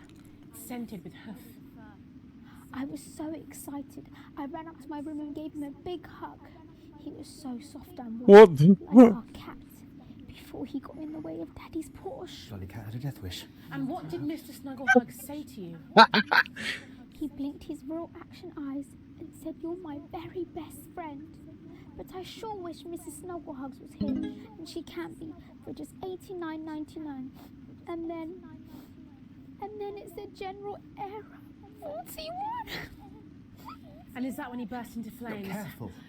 and then he exploded. Oh, look, I've asked you nicely. And am I right in saying that one of his real action eyes is now permanently embedded in your cheek? Jesus. When I took him in at night, it glows through bandages. I know it's under there, staring at me. Yeah, someone have started calling him Timmy Three Eyes. And with his glasses, that's 5. Too many eyes, Robin. And what's the last Too many eyes, Robin. before the darkness overtook you? He looked at me with his one eye and laughed. Laughed as he burned. It sounds very traumatic. Do you have nightmares? Oh, right, that's quite enough of you two coming in here with your camera trying to make a buck out of our suffering. I won't have it. Mr. Tadlock, just a couple more questions. Timmy, do you think you will ever be what we can call No, you've had your normal questions, again? and now look. Oh, you've made him cry with all 3 of his eyes. Calm down. Do you think your parents will ever really love you again? Right, that's it. Enough. Come on, baby. Come on, Mr. Tadlock. Oh, your poster, your favourite poster, Timmy. Are you okay? Oh. So there you have it, Megan. Just one of the many victims of an indescribable tragedy that has shaken our nation. I'm bleeding, am I not? Thank you, Robin, Harry and stuff. And many questions to be answered by Sophia Remington in the coming days and months, I'd wager. How will she turn this crisis around? So, Jeremy, what are the warning signs a consumer should look out for when they're spotting a dangerous toy? Well, Megan, experts advise to always check for the new Advanced mark, which guarantee a level of safety and quality. Yeah, can we just get a close-up on camera 3 here? So if we take a look at this National Nightly News mug, you should see the mark just on the base of it there. In the wake of the scandal, the government were praised for their swift response in bringing in this set of stringent checks and new products. It certainly is good to know that someone's watching out for our families. When we come back, our very own Patrick Bannon will be live from the Sports Board Finals. Stick around, you won't want to miss it. We'll be back after these messages. 1 minute back. Oh, sorry, I'm bursting. Oh. She's very good. Who? Megan. Yes, she is. Watch your back, Jeremy. The women are coming. I'm more worried about this water dipping into my head. 2 cars, a bidet, and an enlarged prostate. Alex, Boozman, we're getting reports in that naked protesters might try and spoil the sports board final by waving their fleshy bits about. Try and make sure you don't broadcast it. Oh. 6 p.m. for God's sake. No one wants to see fannies on the news. Boozman out. Pressure on That he's not wrong. This can cause trouble starting to pee, and it can cause laundry-based trouble between you and your she-demon of an ex-wife. So what caused this big old prostate? In your bum. Sorry, me and the doctors, we don't know. But I can tell you, as you get older, your body changes. And that's okay. If you're worried about your swollen bum sack, book an appointment, for God's sake. Procedure is easy, it's quick. What's that supposed to mean? I didn't write it, Jeremy. That's all right, fine. Jenny, there's something wrong with the auto cue. 10 seconds. Oh, I just felt a drip again. Have they not fixed this? Want to see us fry? It's good for the ratings. 5, 4, 3. Welcome back to the National Nightly News. I'm Megan Wolf. Coming up later, we'll be speaking to the Prime Ministers about their exciting new healthcare facilities, transition centres. Nice to see they care. You're absolutely right, Jeremy. But first, we're going now to our own Patrick Bannon, who's reporting live from the finals of the new game that's gripping the nation, Sports Board. Patrick? That's right, Megan. You joined me live here from the final of the first annual Sports Board Championship. It's been a hotly contested competition so far. I think it's fair to say these two have been dancing around each other all season. First up, we have Eddie Striker. She's the more experienced of our 2 players today. Striker has got an accuracy of 7, a danger rating of K, and a 12-month driving ban. Striker's known for her signature move, the lanky hamster. And facing her to Lanky hamster. a career record of 12 outs, 14 finishes, and a divorce pending. It's Mr. Wingspan himself, Tommy, the Fingernail Harris. Just waiting on the ref now. The slapping ceremony is taking part. Still going on. And, Striker, of course, first to start as she won the trivia round earlier on by some margin.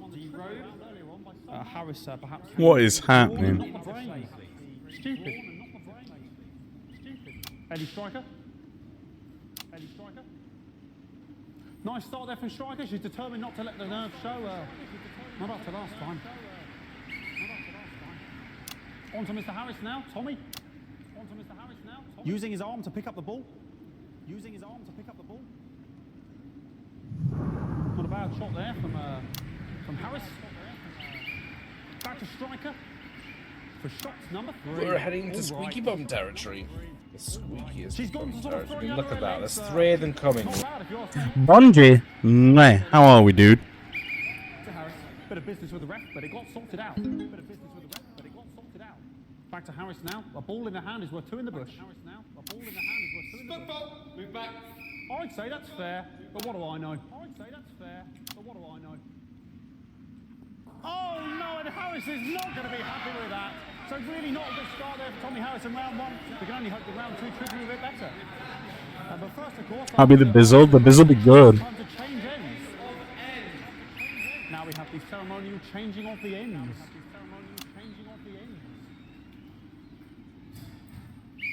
And of course, now they go back to the starting positions, as that makes sense. Don't know what's happening. Striker giving it large. Second round, Harris. Wins round 2 now with Harris. Okay, we seem to have some sort of streak on the pitch. Apologise if we broadcast any of that stuff.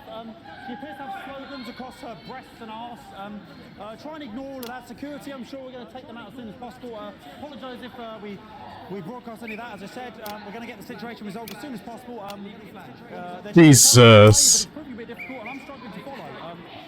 Because it's quite an eyesore, and women's bodies, yeah. All right, great. Also correct. Into round 2 now. That's fair. Harris absolutely determined to close that massive gap. Eddie Striker. No, it's just some of the tightest play I've seen ever. Harris. And was that the fitted thumb screw? We haven't seen that since the heats. What a brilliant move. What's going on? I don't know. Striker. And we know what that means, ladies and gentlemen. That is, of course, the ground sound.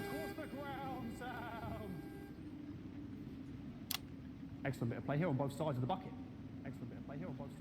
This is weird sport. I don't know about you at home, but I'm finding the technical mastering display here absolutely blooming jaw-dropping. The ref has spotted something in Harris's neck or head. And Harris is having an absolute shocker. What a miserable start there for Tommy Harris. But he is a late bloomer. Yeah. We're basically, I guess, newscasters.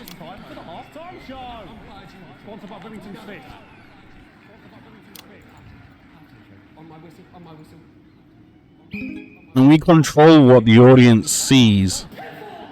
Okay, another posh protester loose on the court here. We can only apologise for that. We'll do our best to shield you from having to look directly at it. Is running around here with his genitals on display for all to see. Jesus Christ. And ruining what was shaping up to be quite the dance interlude there. Now he's thrusting himself in Harris's face. Security's on it. And the bucket has been knocked over. I cannot stand it when the bucket gets knocked over. Hopefully he'll get taken out now. Genitals flying around for all to see. Really, if you ask me, not Sunday morning. Some good people are coming. The backers. Meh. Guess what I got fixed? I got Dragon Age fixed. And a lovely finish there on both sides of the bucket. I wouldn't like to call that one. And as we head into round 3, I'd love to know what's going on in these two players' heads. But unfortunately, because of science, we can't. Thank you.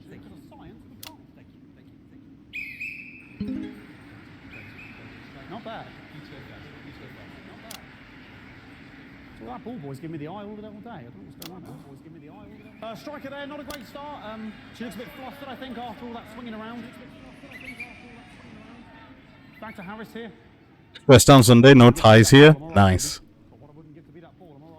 Tommy Harris. And it dribbled down his arm, which is actually a really good move, because of course if it dribbles down his arm and goes on the floor, it's not going in the bucket. I don't know what's happening. Raiders! I can't pause the game, I apologize. That is wonderful play. Of course we've seen that before. Positronic CM, welcome on in. How are we, Raiders? Welcome on in. Have a smoot. We're bringing the thunder. You certainly are. We'd love to see it. Wagwan, welcome on in. How are we all? I hope we're all good. Oh God, what is happening? Not bad day. Threw it quite far away from him, which is quite a good idea. But how are we? I hope we're good. Welcome on in. Can we get a shout out, Bungie, for Positron IXCM? I hope I pronounced that right as well. She's let the nerves get to her. What the hell was that? You hate to see it, don't you? You cannot believe it. Crap. Great. No. Help. I'm here to bribe you to broadcasters. This broadcasting is not going very well, Prabakers. I need you to know. Trying to carry on, but of course it's difficult because these protesters On phone mode, Miss Lud. What happened, dude?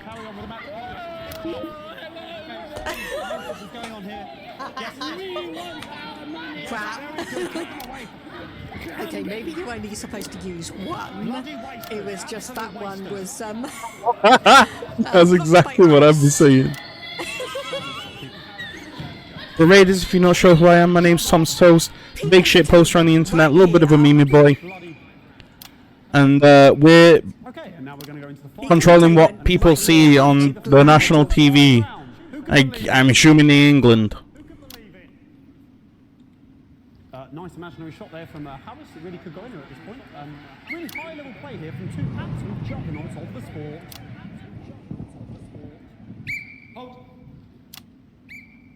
The bucket getting moved back to his proper. But you were weaving lovely artwork. Lovely artwork. What were you weaving? I'm interested. She's juggling it around from her hands. Juggling it around from her hands. And she's put it in her mouth like as if it was an egg. And now she's and she's spat it out. Feel free to call me PT. Wonderful move there. Quite late on. From I certainly will. But she's in it to win it. So PT, how was your stream? Tell us all about it. Of bee and bluebells. Ooh, I'm interested. You've piqued my interest. And he's peeling it as if it were a banana, which is an interesting move. Not sure if he hasn't had his potassium or what's going on today. Interesting. And he's throwing it, and the banana was the ball! What a fantastic move there from Harris! Unfortunately, that is the end. What a pathetic... Don't even know what's happening. That is over. How can he look his 8-year-old... But interesting. That sounds interesting. How did it turn out? Are you far through it, or have you finished it? Contestants in, please.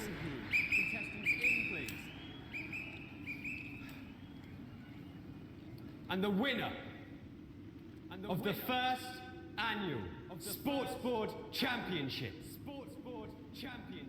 is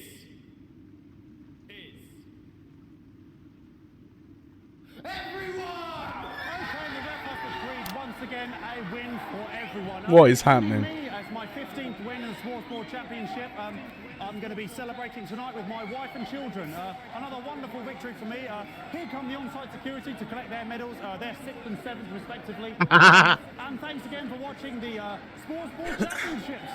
What more is there to say? I'm Patrick Bannon. Looking forward to celebrating tonight. And all I always have to say, Jeremy, is back to you in the studio. Patrick Bannon there had an extraordinary final. Historic sports board, Jeremy. I didn't know you were a fan. Yeah, I can wrench a doubler with the best of them, I'll have you know. I certainly wouldn't bet against you. When we come back, I'll be talking live with Prime Minister Jesus. and Peter Clement, who apparently have a big announcement you wouldn't want to miss. That's coming up after these messages. That's coming up. 1 minute back. I'm about halfway. Microphone struck me. What? Microphone just struck me. Where's that sound guy? Halfway through it. Wait, am I the sound guy? Everything okay? No. Oh, the mics are just trying to kill us now, apparently. You'll be fine. I'm about halfway through it. Slow going, but I can see Cheap flattery. I'm wearing you down. progress. Sorry, I'm struggling reading a lot today for some reason. Probably about another 27 hours till I finish it. Nice. Well, I hope it looks fantastic when it's finished. Oh no, not Dave. What chest thrusting from the ladies in this sport? Where's the men chest thrust? He just peels an imaginary banana. What are you talking about? Well, several, actually. You're going to need a whole new lining up there.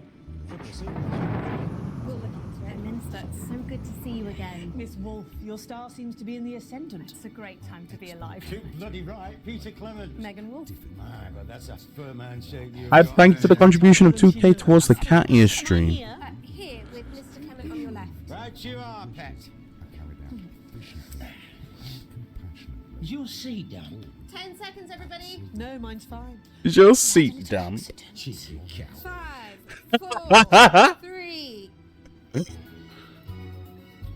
Welcome back. I am delighted to be joined by Prime Ministers Julia Salisbury and Peter Clement. Welcome to the National Nightly News, Prime Ministers. Oh, please, it's just Julia and Peter. We don't believe much in titles. It doesn't seem very advanced. We're delighted to be here. Well, firstly, I should ask how you feel about the graffiti that's been springing up across the capital. Should we be worried? Oh, no, you definitely shouldn't be worried. Well, not unless you've got a fatal paint allergy anyway. But yes, it does seem that there are still some people we haven't been able to help. You know, whingers most. You know, people who yet benefit from the many advantages of the new future. And you know, Megan, as my old mum used to say, there are some pissants who just don't know how to be happy. We're working hard to Good God, this is worse than Five Nights at Freddy's. The door to my government is always open. Someone's dripping on me. But we didn't come here to talk about what may yet There's dripping on me. alternative arts project. Which we no doubt will have funded. When we want to talk to the nation about something far more exciting. But no, I'm excited to see it, and I'm excited to check out some streams, PT. Being surprisingly secretive about it. Let me ask you a question, Megan. Okay, it's not usually how it works, but... What scares you? I mean, really scares you? It's death, Pet. She's talking about death. We're all afraid of our deaths. It's part of What being is- human. Sorry, are you saying that Advance have cured death? That'll be a vote winner. Yep, that was definitely a drop there. But while we may not have cured death, we hope we found a way to make it much less scary. And much less painful and much less expensive. Look, which is me close-up camera, Oh, Bet? sorry, yes, it's Which is camera me full close-up like camera, Bet? When I was 13, me mam came and got me from school. He had to go to the hospital. Me granddad, he'd collapsed that morning, so we'd all to say our goodbyes. And I went in to see him. He were all frail and pale. I was scared because I'd only seen him the week before, and he'd been fit as fiddle. And he Okay, we can only stay on the camera for 10 seconds, otherwise our rating goes down. I don't ever want to be a burden to the people I love. Was that the last time you saw him? Nope. 3 days later, he were back home. He lived with us for 9 miserable years after that. He had to be fed with a rubber spoon. He had a commode, so he'd just take a shit right there in the lounge while we were watching football. He wouldn't even wait till half time.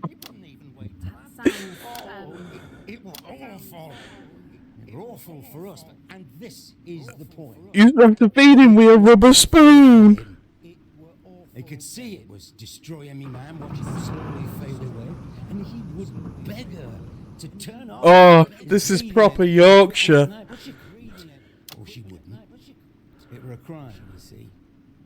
And she didn't want to lose the children, as well as her old man. No family should have to suffer like Peter's did. You love this game? You've played it before, PT? What's the aim? Who are the people? Why do we care? The aim is to have fun. Centers will handle everything for your last days. The legal, I'd say he's taking the piss out of like UK like newscasting. so even the poorest citizen gets to pass on with dignity when they choose. And that choice is important. This is a service only for people who choose it. It was like a backstory. Don't want to burden themselves or their families with a slow, long... But yeah, it was either a choice of this.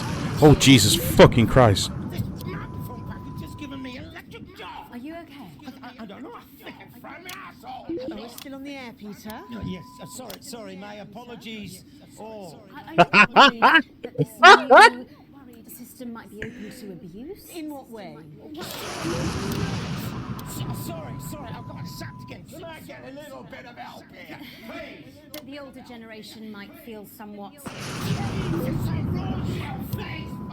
That one was massive. Right, no, this bastard's coming off. That the older generation might feel somewhat coerced. Coerced into spending their final days eating gourmet food and drinking fine wine and luxury spas and gardens. Look, I am perfectly capable of. With a rusty twat. Prime Minister, please watch your language. Did he just say fuck my grandmother with a rusty twat badger?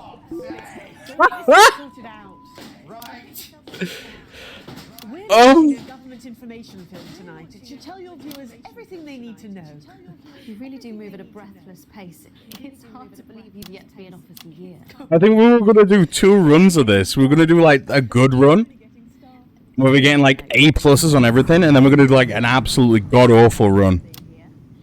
Right, yes, that's all we have time for tonight. Thank you. Fuck my grandmother with a rusty twat badger. Oh my god. We'll see you tomorrow night. That's amazing. My name's Jeremy Donaldson. If you can, have a peaceful night. If you can. And we're out. Good job, everybody. Fucking hell. Hello? So they just... I don't suppose there's any way this could be a... Yeah, the It's my nephew, so let me transition. green, yellow, and red bar is the approval rating. Check Discord. There you go. Checking Discord. Checking.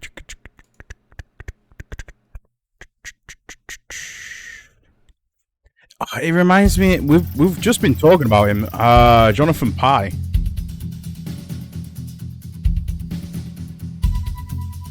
Let's go. Yeah, this game is fun. I'm enjoying it a lot. Oh, and Broadcast Port again? Oh.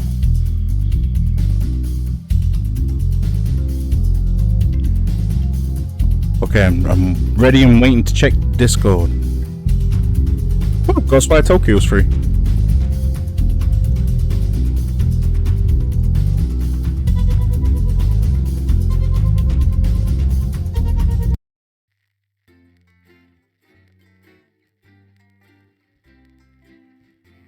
But yeah, we were gonna play this yesterday, but then was like, oh shit, there's DLC for this. I didn't know. So I went and bought the DLC, and it had an hour-long update. And I was like, oh, what?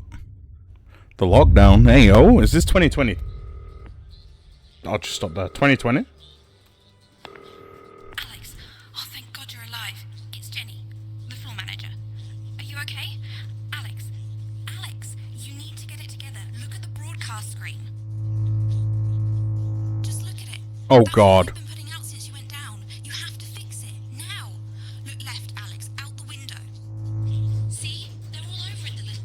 What?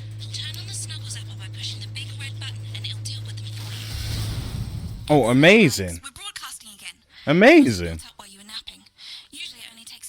Napping. Look, there's a lone one climbing now.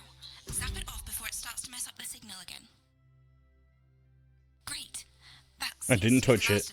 Did not touch it. Right. We're about a minute out. Get the adverts loaded up. I've got to deal with my pet idiot.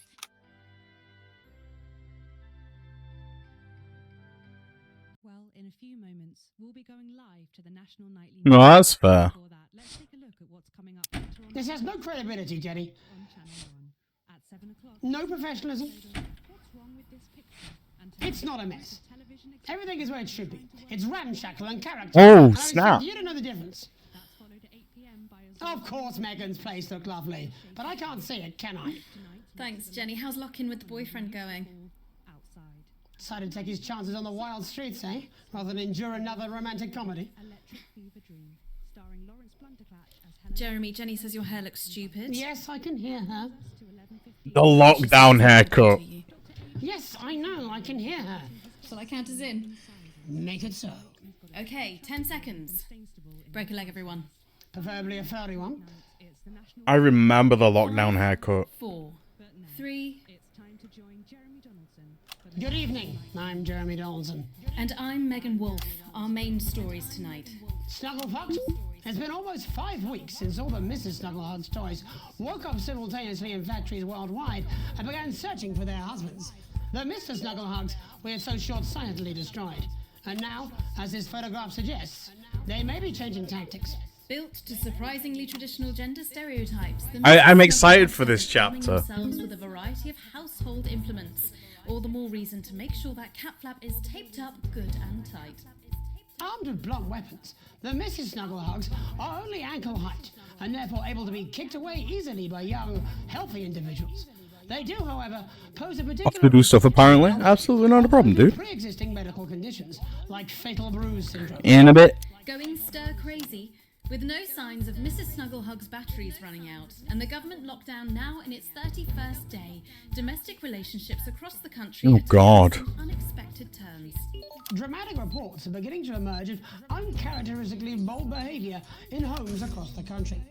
And we're not talking about the model planes that occupy so much time in the Donaldson household.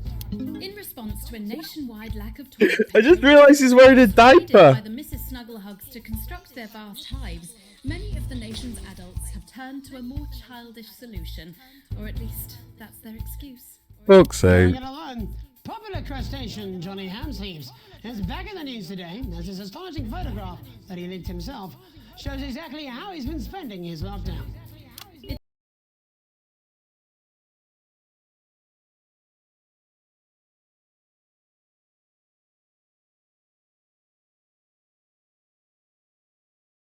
Don't melt.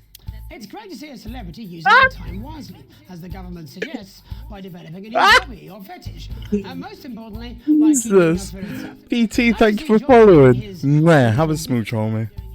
The shape of things to come.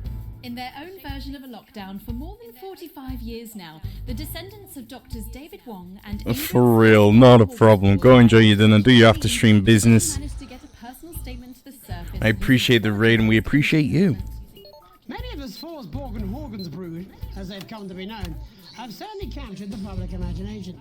With a recent vote naming Helvetica Sforsborg Wongensford the most likely I will, to survive a massive we'll check it after we've done this segment, dude. Greeting from Dante's Tate, or as we say down here in the family, many mushrooms to you. I don't know what a Mrs. Pluckless Pug is, but they sound like they're causing you guys real. We've been trapped down here for 8,961 days now, and all I can say is I sure am glad Mum and Dad chose not to get on that escape craft. Since they grew me and the rest of the family, Well, if you let someone not going to be mad, that's fair. Mum stopped crying for upwards of 20 minutes. Also, it turns out, at push, you can eat flards, if you can handle the stomach cramps and the amnesia. Greetings from Dante's Taint, or as we say down here in the family, many mushrooms to you. It's hard to believe they've been down there so long now. But everyone knows time moves differently underwater, Jeremy. That's why baths take so long. That's right. And as anyone will tell you, the deeper the bath, The quicker the relativistic forces of temporal causality will have a measurable effect upon the fixed dimensional parameters of your environment. Yes, I've said that many times. Papers, please. With the lockdown becoming ever more rigorously enforced, having a passport is becoming increasingly important, Alex. The government caused controversy. Is that a today pool of by announcing piss? a great charge of passport fraud with an imaginative form of punishment for those found guilty of this brand new but incredibly serious crime.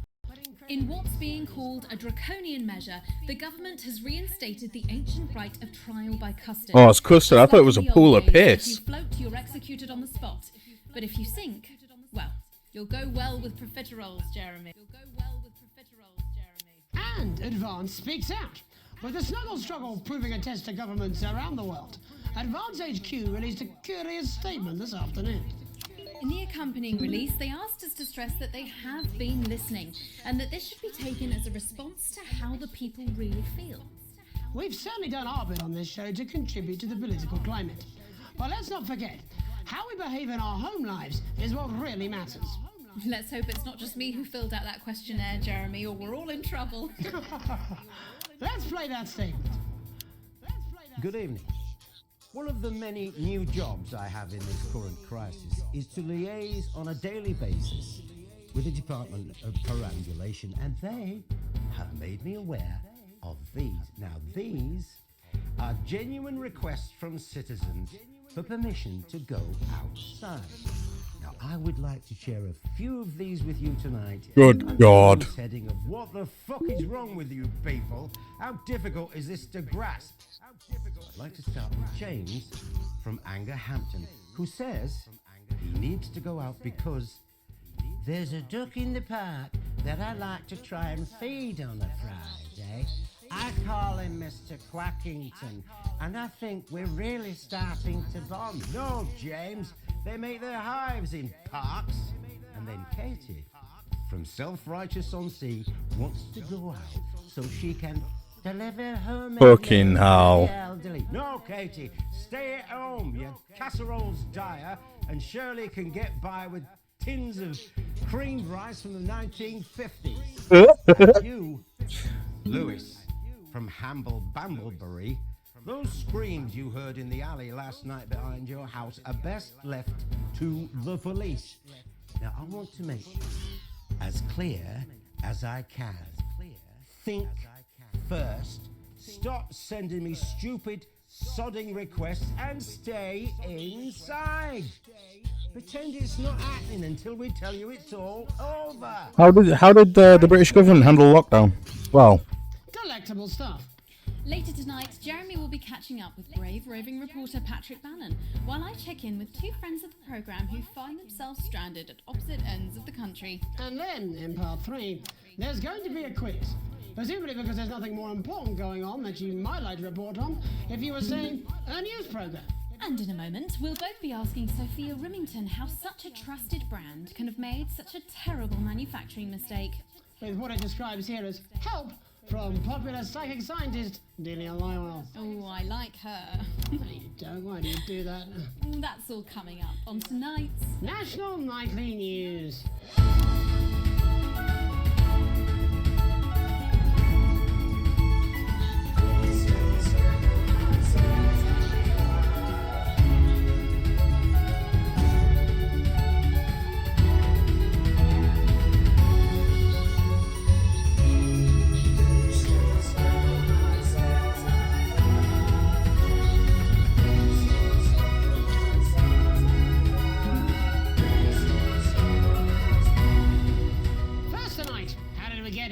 Where are we going? And most importantly, who's to blame? Joining us from her ranch in Arlingsfield, Milkirky is the CEO of Rimington's Fist, internationally respected business Svengali, Sophia Rimington. Thank you for having me, Megan. I'm a huge fan of your work. And from a crystal healing laboratory, what I What? assume is a garage in Upper Lowington, inexplicably renowned psychic scientist, Dr. Delia Lywell. Thank you for being here. Thank you for having us. Sorry, us? Myself and the eminent professors. Is that what you call the voices in your head? We seem to attract dead scientists. I don't really know why. The money? They express themselves to me through ethereal algebra and quadratic predictions. It's all very technical. What's your star I sign? concur. Miss Remington, the entire Snuggle Hugs range will surely go down as the biggest public relations disaster in history, won't it? Well, of course, that's one world record we would never have sought to claim. What can you say at a time like this? There is only one thing that can be said. I'm sorry. We're sorry. Why does she look like that comedian that plays Philomena Kunk? World-beating engineers at Rimming Toys. We are deeply, deeply sorry. Who could have predicted that letting a child's toy learn how to love could have such unforeseen consequences? Mary Shelley? We see you, Sophia Rimington. You are preening by a metal vessel, and where you venture, you will see neither land nor sky. Is that supposed to be the future? Only the past is concrete. I remember being a child in my grandpa's workshop when he made the first dancing hangman toy. He put it by my bed, and when I couldn't sleep, I'd wind it up and let it go, and I'd watch that happy little executioner just wiggle and wave his tiny noose and dance before my eyes. Grandpa sold thousands of them, on the quiet, obviously. And he used the money he made to found Rimming Toys, which is now just one Rimming small part Jesus of the global Christ. supermassive megacore that is Rimington's Fist. Sadly, we lost Grandpappy along the way. He died in a fire at the preschool tobacco factory, another one of his pet projects. But we never lost his spirit of invention. Yes, I'm not entirely certain what your grandfather's offensive toys have to do with the current predicament. The spirit of invention, Mr. Donaldson. The passion to create, to problem solve. And that is why I'm here today. To tell you about a brand new product we're launching simultaneously around the world at midnight tonight. We said science! Science! We hear its song on the breeze, its breath on the wind, its fart under the covers. How does she do it? Well, please, don't keep us in suspense any longer. Won't be my feature she's making up next.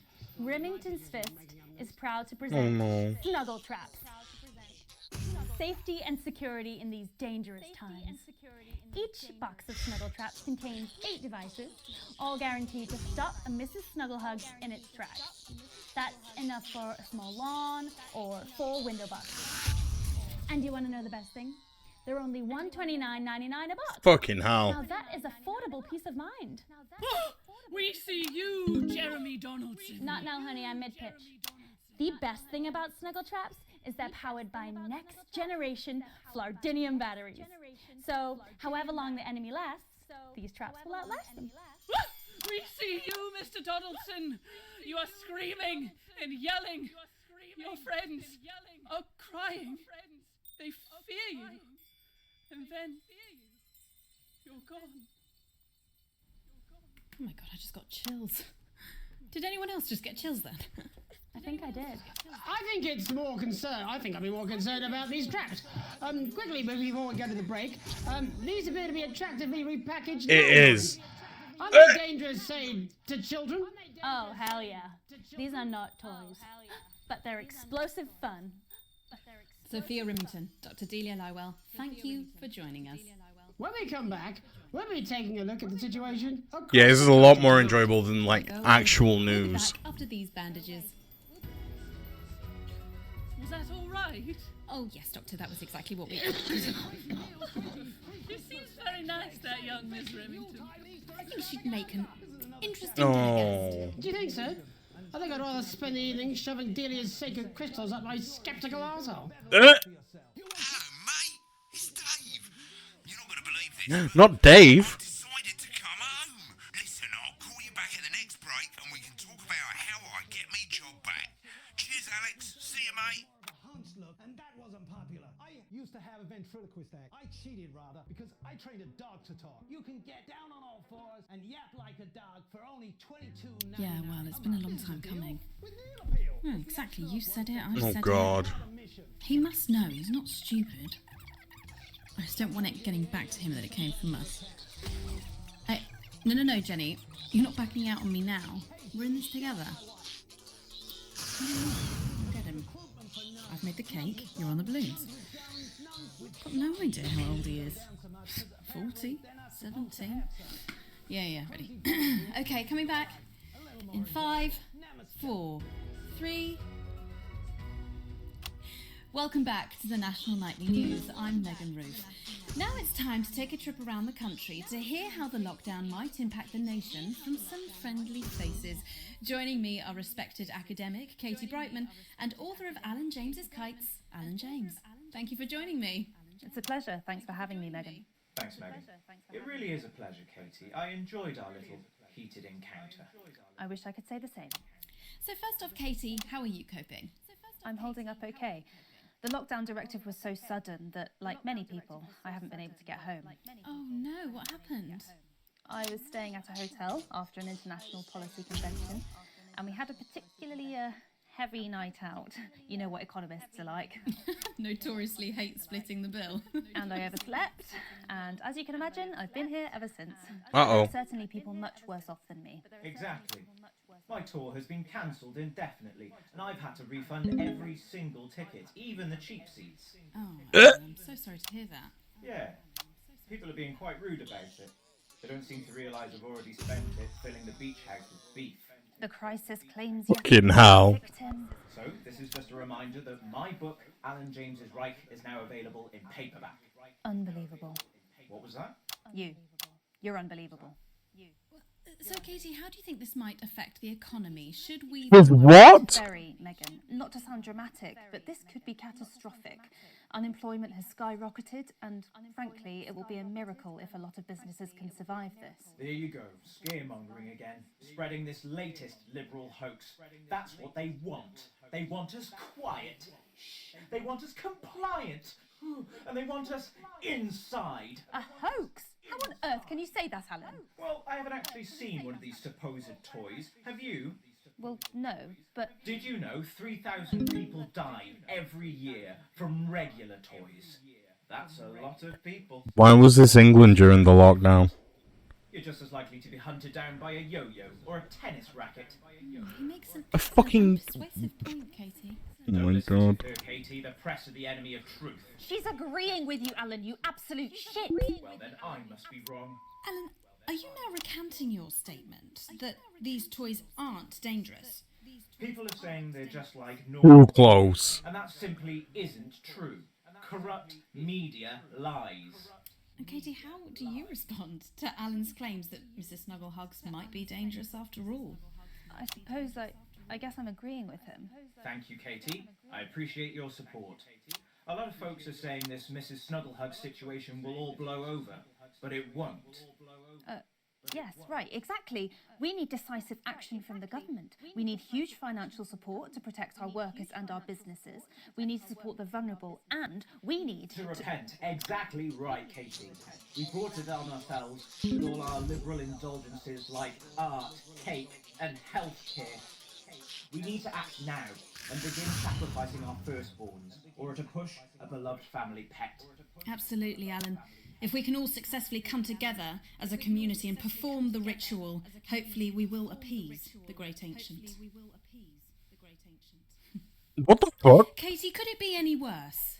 Luckily, over the past few years under Advance, they've invested heavily into health, so the system can actually bear the strain. Is it lucky that the Llama Lords have unleashed a horde of man-made monsters on its own people to conceal the enemy within?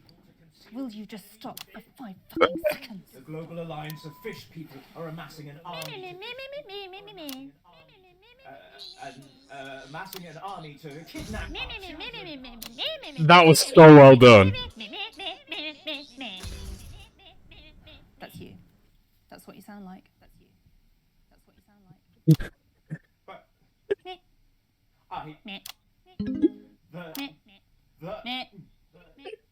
I don't sound like that. Yes, you do. You do, Alan. You do sound like that. And that's why no one wants to be your friend. I've got loads of friends. What? I don't think you do, Alan. Yeah, stop lying, Alan. Not lying. You are. Oh, good one. Nice girl bossing. Well, I'm telling. Alan James, Alan, you know Katie Brightman, thank you for joining me. Some real food for thought there from two of the territory's leading minds. Jesus Christ. Any moment now, I'll be heading over to Jeremy, who is going to be bringing us an up-to-the-minute report of the status of the nation. Over to you, Jeremy. Thank you for what I'm sure was a reasonable debate which really contributed to the national conversation. Next, out on the streets, someone who's always doing exactly that. It's Patrick Brennan. Are you there, Patrick? Hello, Jeremy. Yes, hello, I'm here. I'm here live. Apologies for the quality of the broadcast today. Couldn't find any cameramen or women brave enough to come and join me, so I'm out here on my own. Right, and can you tell us what it's like out there? Yep, I can. It's as you can see behind me, the streets are currently completely deserted. So my question, Jeremy, is just how long? I mean, could there be danger lurking just around the corner, waiting to end the fledgling career of this young, promising journalist before his full potential is even realised? Will he die, underappreciated by management, and frankly, if you ask me, very, very much underpaid? I don't think there's any danger of that, Patrick. What's that on your jacket there? Oh, that's actually a sponge. What I've done here is made a snuggle-proof jacket, Jeremy. The network didn't bother sending me any PPE, so I'm forced to improvise. In fact, showing the sort of resourcefulness that would make me an ideal candidate for, I don't know, for example, an anchor position starting whenever they'd like. From your point of view, Patrick, just how safe are our streets? Not safe at all, Jeremy, not safe at all. I'd recommend people staying inside, following government advice, and not putting themselves at any risk at all. Unless, of course, like me, it's for groundbreaking journalism reasons. Mm-hmm. And just where are you, Patrick? I'm in the street, on the street. Which street? I think I'm struggling to hear you actually, Jeremy. There. Which street? Which street are you on? Oh, which street am I on? Oh god. I'm just looking for a sign. There it is. I'm on Bannon Avenue. Bannon Avenue. Yep. Bannon Avenue. Yeah, no, I can hear you fine. Yep, I'm on Bannon Avenue on the sign. It says there. Like Patrick Bannon. Oh yeah, that's strange. That's a weird sign. I don't know what's going on there. Where are you really? I'm on Bannon. Alright, fine. I'm not on Bannon Avenue. I'm at home, to be honest. Alright, fine. Well, I'm in my bathroom technically, but you know, I couldn't face it, to be honest, mate. Jesus. You know, it's terrible out there. I don't want to go outside. They're everywhere. I'm sorry for lying. We don't expect any less of you, Patrick. You hear that sound? I can, yes. I'm no expert, Patrick, but it sounds unmistakably like a tiny fist tapping on your door there. Oh no. Oh fuck, it does. Oh fuck, Jeremy, shit, no! Oh bollocks. Perhaps there's a small queue of tiny fists, each wielding a different gendered household implement, ready to bash in the heads of lying little roving reporters. But you're lying, aren't you? Oh shit, fucking, listen to me, you bastards! If you're out there, just to piss off, you little fucking snuggle fuck! I'm too talented to die! Oh, too talented! What the fucking hell? Okay, it's fine. It's fine. Oh god. Same. Don't worry, Patrick. I'd say you've got a few seconds before they break their way in there and finish you off.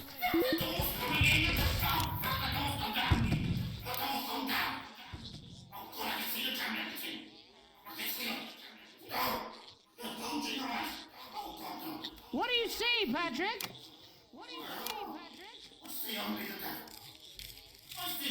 Oh God.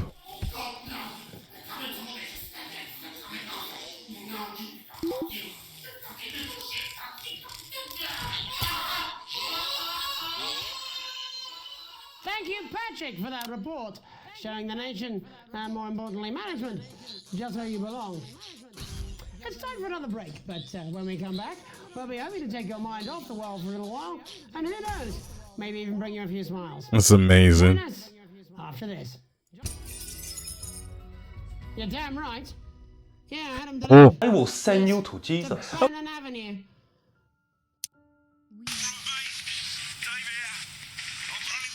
Why is that glass broke?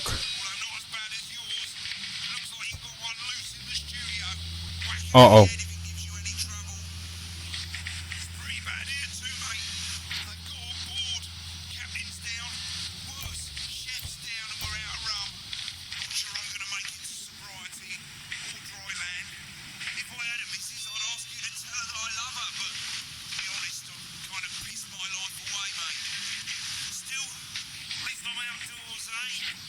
Aging, possibly more so.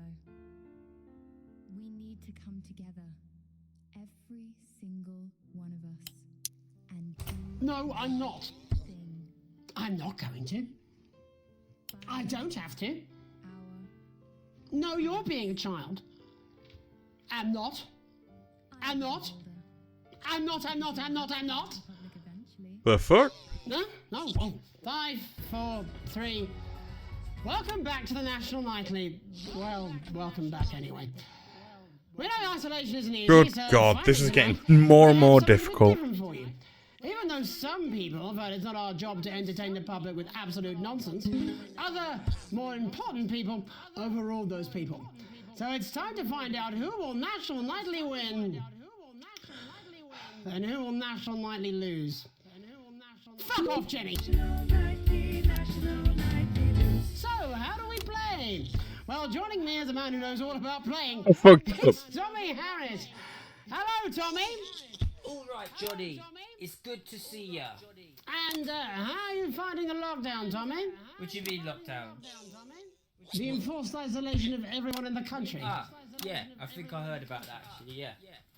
You're in bed, Tommy. Yes, you called during nap time, so Of course, that's my fault. So, why don't you tell us how the game is played? Well, it's pretty simple, Jeremy, you sausage. I'm going to ask contestants from around the territory 3 questions about what else, yours truly. And those people are going to get a chance to win a very special prize. And what are they playing for, Tommy? Drum roll, please. Jeremy. Oh. Thank you. This. Is that... What is that? It's my athletic support, Jeremy. Oh. But I've signed it, so... Oh, well then, what a fantastic prize. Have we got anybody waiting to win this once-in-a-lifetime prize, Jimmy? I believe we have Angie. Jared Jimmy. How do you feel about winning this man's old pants, Angie? I'm so excited, Jeremy. And can I just say, I love you. Both of you. Well, Yeah, it is. Oh, Angie, I love you. In a way. Tell us about yourself, Angie. Well, what can I say? My name is Angie. Always has been. I'm a human woman, and my dental hygiene has been described as acceptable. Brilliant! Right, well, shall we get this shambles on the way? Absolutely, John. Can I get 30 seconds on the clock, please? We haven't got a clock. Yeah, I did ask for a clock. So, Well, why don't you start, and I'll stop you when it inevitably becomes unbearable to watch. I love it. All right, here we go. Time starts now. Question 1. When is my birthday? The 13th of August at 7:19 a.m. That is absolutely correct. Question 2. What? I said, what is my favourite colour? Crushed praline 4. Correct, the colour of my nipples. And finally, What? Angie dear, what is my star sign? That's a trick question. You were born outside of the human understanding of the cosmos. Unbelievable, that is correct. Stop the clock. Wow, that really was tough to watch. How did you do, Tommy? Well, Angie, my love, you got every single question right. Which of course means you lose and win absolutely nothing. Thanks for playing, Angie. Bye. Do we have another contestant on the line at Jelly Bean? We do indeed. We should have Sonia Artleach. Are you there, Sonia? Of course I am, Jamie, darling. Thank you for Jamie. being here, Sonia. Oh, there you are, Tommy. Mwah. Let me guess, you work in theatre, don't you? Is it that obvious? What gave it away? Was it the glamour or poise? It certainly wasn't your inherent sense of humility. Tell us, Sonia. Oh, well, if you must play this game. I am a theatrical agent. I represent the likes of Rudy Beefman, Samuel Coffee Cup, and Jodie Carpetburn, amongst others. And how's the lockdown affected you, Sonia?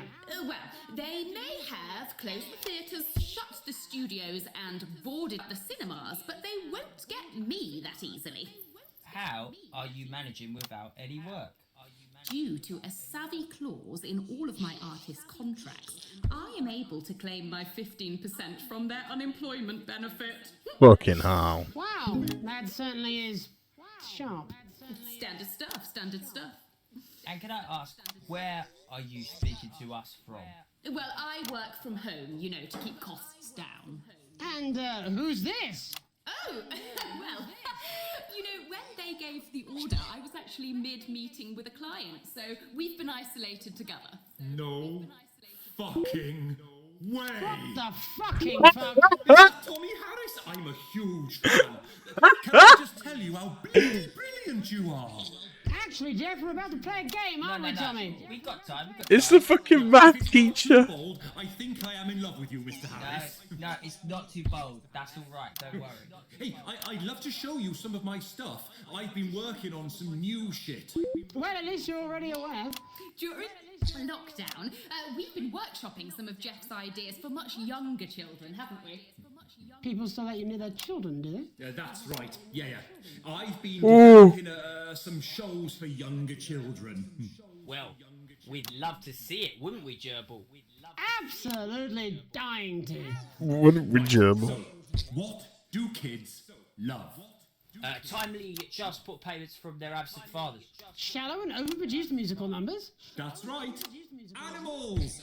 So, I'm trying to address the things that kids need to know, but through a medium that they'll understand. Do you understand?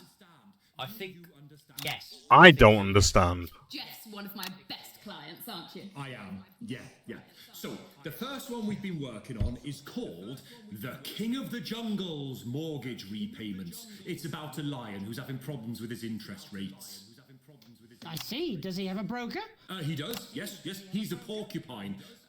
How did you know that? Well, your work is universal, darling. It speaks to people. I'm going to say something to you, mate. I think you're onto something here. Oh, the bear, Oh, yes. Right. This one is much better. So, this one tells the tale of Mr. Bear. Now, Mr. Bear is a very sad bear. Because all of the other bears don't think that he'll amount to much, and they tell him that his plays are lazy and derivative. I think you're onto something there. Now, Mr. Bear is a tragic figure. Picture this. He's at his lowest ebb. Fucking hell. Closing in. He can't even face his salmon, can he? But then he meets someone that will change his life forever. This is fucking gripping. That's right. He meets a wise old octopus who takes him under his wing and says, "No, Mr. Bear, don't be sad. An octopus? You're not like all the other bears. You have this ambition and these dreams." Such fucking dreams. I think I love you, Jeff. And what you need to do, Mr. Bear, says the octopus, probably doing an 8-arms gesture or something. What you need to do to find happiness in this crazy old forest is you need to set yourself more realistic goals. It's called Mr. Bear Lowers His Expectations. Wow. You really have taken yourself to new. Bro. And what do you want children to take away from this? Oh, fuck shit, fuck. What? I said a more realistic worldview. Are you all right, Jamboree? It's Jeffrey. My name is Jeffrey Donington. No, stop. How does it end? We need to know how it ends. He forgot his own name. Animals learn a thing or two about inevitable mediocrity. Yeah, and Mr. Bear settles down near His to name's parents. Jeremy Donaldson. Trying to make his band happen, and he goes into bear telemarketing. Becomes a bear maths teacher. Oh, and we end. We end on a big musical number. Oh, there's dancing. It's very repetitive, so it's catchy but not too challenging. Well, if you like. Why do all these go and get fucking my boombox. teddy bears look like Karens? I might be able to. Hang on. Can we get Angie back? Why not? The more the merrier, as they say at orgies. Wait, what? Right, I'll just fill then, shall I? Coming up in a moment, it's the world premiere that nobody saw coming. Or wanted. At all. I can only apologise in advance for what we're all about to endure. Where's the button on this fucking... Ah.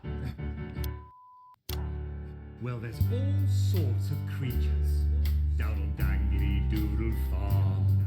Like wise old Mr. Octopus with way too many arms.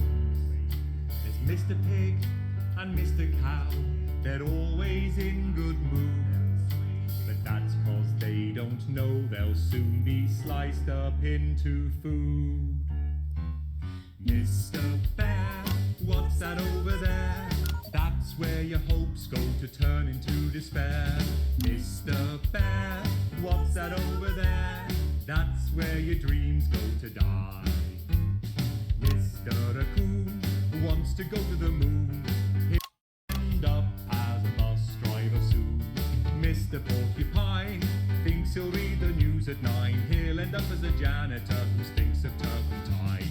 Please do not applaud, I'm a massive fraud. Shacked up with the agent while the wife thinks I'm abroad. You said you would. Oh, I say that to everyone. Sometimes when I'm tipsy, me and Angela still have fun. Mr. Bear Junior takes it up the bum and shaves a pubic hair. I'm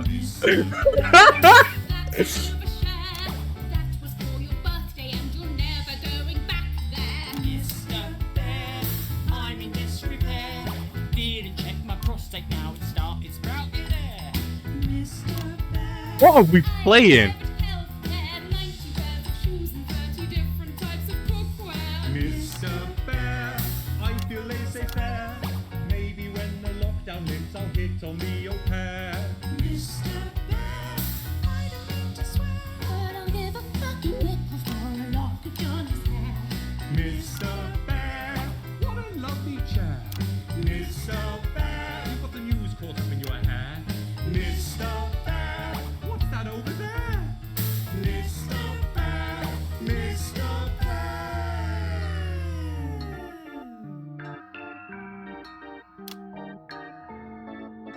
What is he doing?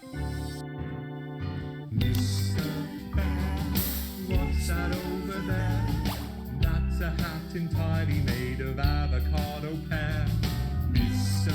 Bear, what's that over there? That is a cutlery pie. Mr. Bear, what's that over there? That's the sound a mushroom makes opening a deck chair. Mr. Bear, what's that over there? That is a suit for a fly. That is a goat in a tie. I want to see someone take LSD and play this.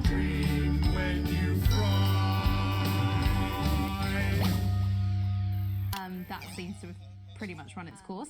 That's all we have time for tonight. But before we go, Could you imagine someone on LSD playing this game? and by you, I actually mean you, Alex, up in the broadcast room, making sure we all look our best and keeping the signal strong and the language mild.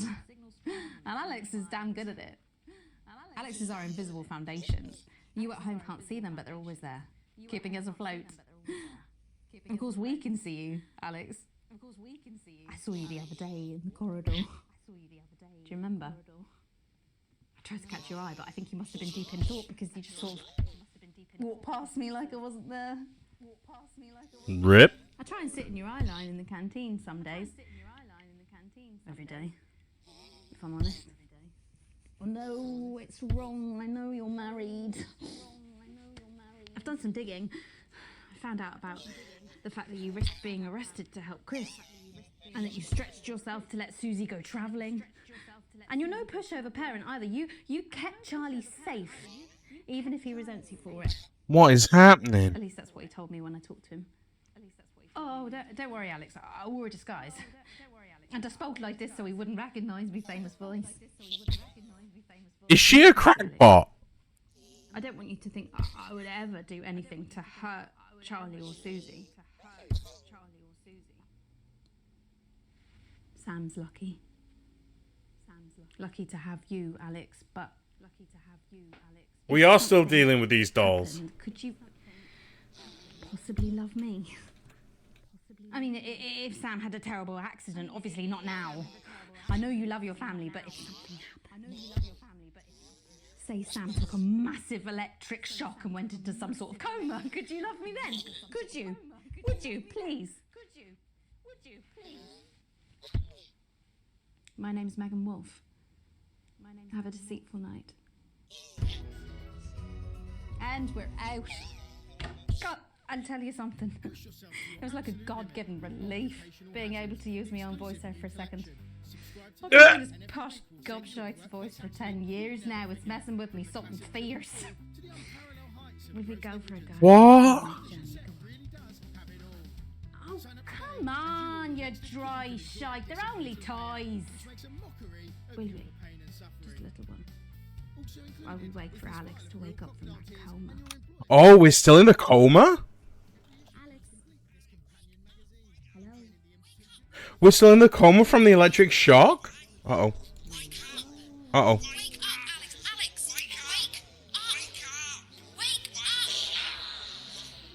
Jesus Christ. This is this game's fucked. I will send you to Jesus. Cheese. Beans. Spam. Eggs. a good way. I feel like I've microdosed LSD all day up until the beginning of stream, and then as soon as I've started playing this game, it's just hit all at once. Like, I microdosed fucking weed gummies or something. Edibles.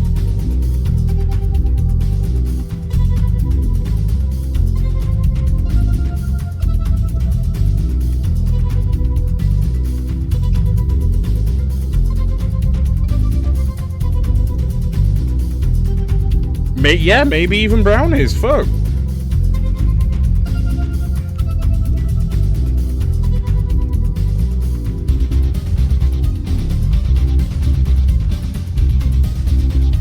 Alright. Before we continue, I am going to take a BRB. You won't be able to hear the game. Okay, before I go for smokes. Oh yeah, shit. Sorry. Put on the clips. Will do.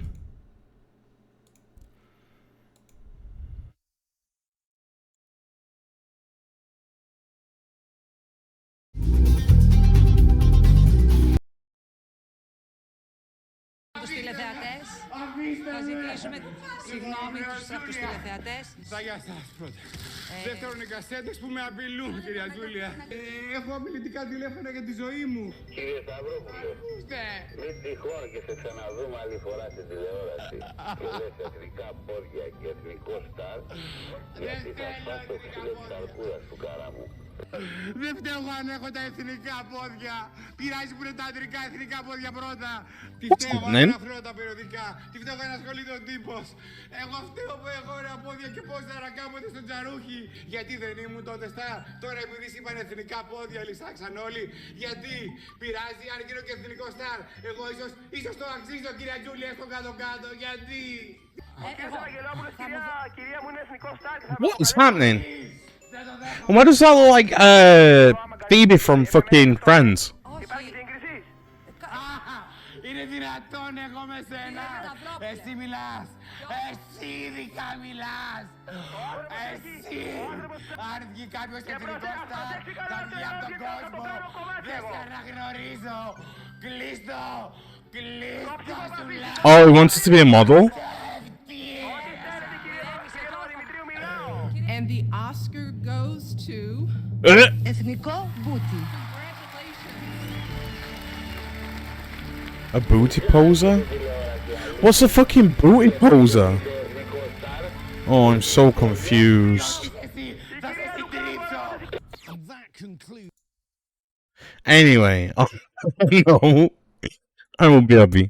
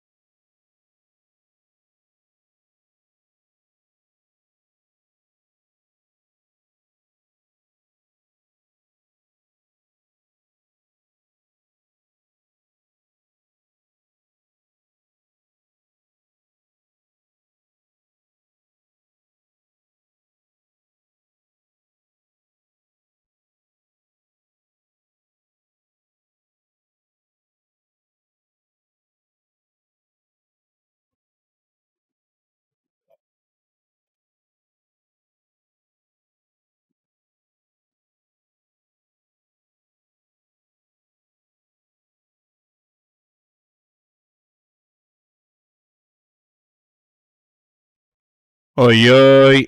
I'm back. Alright, let's jump back in. The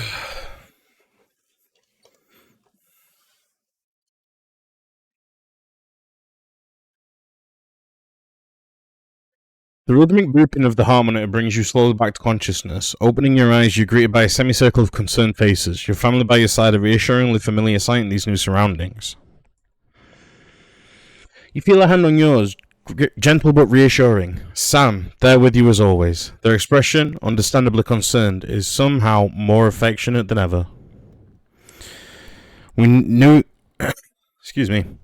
We knew you'd be okay. Never doubted it for a second, and if I ever see that Bozeman... The red lines on Sam's forehead fade a bit. Welcome back. Thank you, Prabakis. Me. Lord knows you both got enough to be anxious about without your health being thrown into the mix. With a final smile at them, you turn to the rest of your family. As soon as you turn to look at him, you can see Charlie tense up, his concern clear on his face. So, you're definitely good, right? He finally asked, quickly looking away. Charlie looks at you and grins, one of those infectious smiles that spreads around the room. It's always good to have him in your corner. Your smile fades as you notice your mother staring listlessly out the window. Despite all your best efforts, she's not been doing well lately. Oh, God. Your mother starts, you call, clearly shocking her out of her reverie. Oh, fucking hell. She turns to you and smiles, and you're grateful to see the increasingly rare recognition in her eyes. Yes, dear, of course. How are you feeling? You smile warmly and nod. But before you can respond, a doctor bustles in and ushers everyone out. She asked you, what feels like the 100th time, how you're feeling. Excellent. There's no sign of any real damage, just a bit of shock in the old system. Pardon the pun. Not that we recommend you do anything like that again, of course. After a couple of days rest at home, you should feel right as rain. Oh, and the private room and care, the doctor gestures to your room, which you now notice looks rather expensive. It's all been paid for by Mr. Bozeman. He left those flowers and said not to worry, take the rest of the week off. He'll see you Monday, apparently. Damn.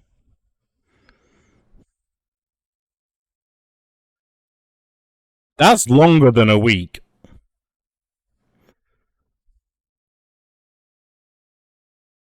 You come home from a particularly late shift to find the kitchen light still on, which isn't normally a good sign. Everyone usually in bed by now. Softly opening the kitchen door, you find Sam at the table. Bills and papers are strewn in front of them, as well as what looks to be their second pack of biscuits. I want some biscuits. Sam frowns and goes back to the bill they're holding. Hey, sweetheart, just looking at the numbers again. They look at the door to the pantry, now converted into your mother's bedroom. Wait, what is Mum's... Wait, our character's mother's been forced into the pantry? We've been doing our best, but I think Sandra really needs a nurse to look after her now. I've been staring at the numbers all night, tears in her eyes. Sam takes your hand. There's just no way we can afford it. I'm so sorry. Sam stands up and pulls you into a firm embrace, but all you can think of is your mother, and how you can't afford to help her. What would your dad be thinking now? Is this the utopia Advance promised? Tomorrow you'll need to tell the kids and then book an appointment at the transition center. Fucking hell. This is getting a bit heavy.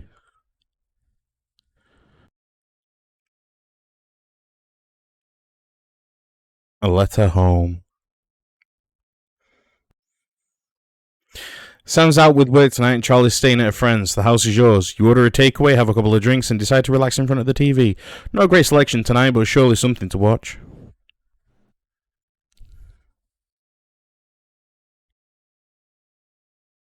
We'll go for a horror. The atmosphere and story are better than you were expecting, making you jump more than once. After a particularly shocking emergence of the lolling lumberer, you accidentally kick the coffee table, revealing a small object hidden behind one of the legs. As you bend down and reach for it, you recall the note Sam left on the fridge.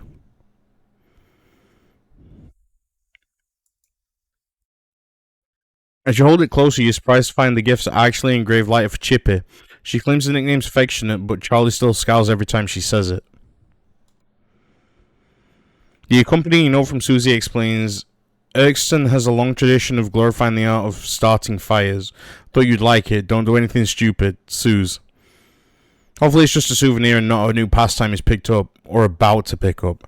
Is our son an arsonist?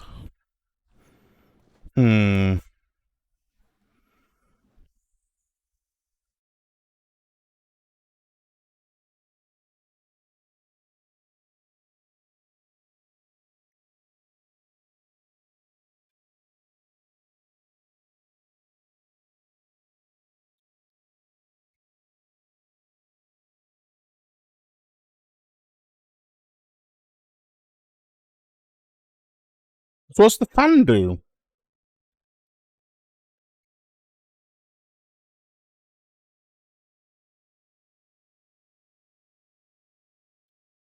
Who?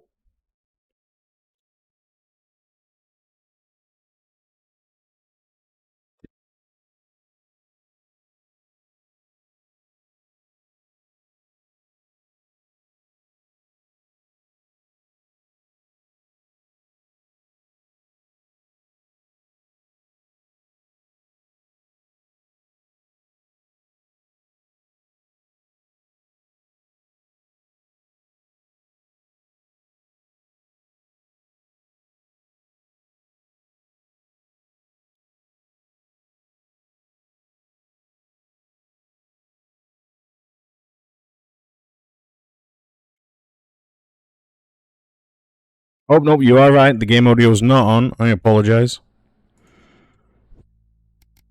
4, 3. Good evening. I'm Megan Wolf. And I'm Jeremy Dawson. Our main headlines tonight. The establishment strikes back. The World Council has agreed today to impose punitive sanctions on the people of this country. The sanctions, which are broad-ranging, include restrictions on the supply of oil and gas, food, clothing, and even some medicines. But how should we react? We asked the public. So how do you feel about the sanctions? I actually think that with Advance in charge we'll be fine. Of course the rest of the world will want us to fail, or it will be their billionaires next. But I trust Julia and Peter.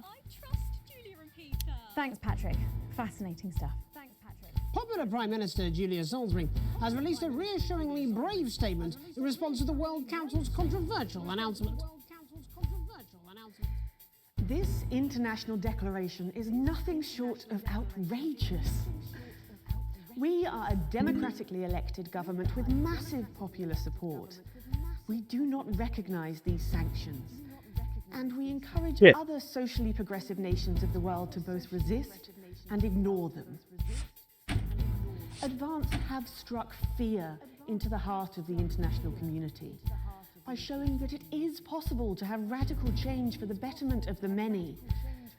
And whilst I wish we could improve other countries as much as we have our own, we do not rely on the help of others to thrive.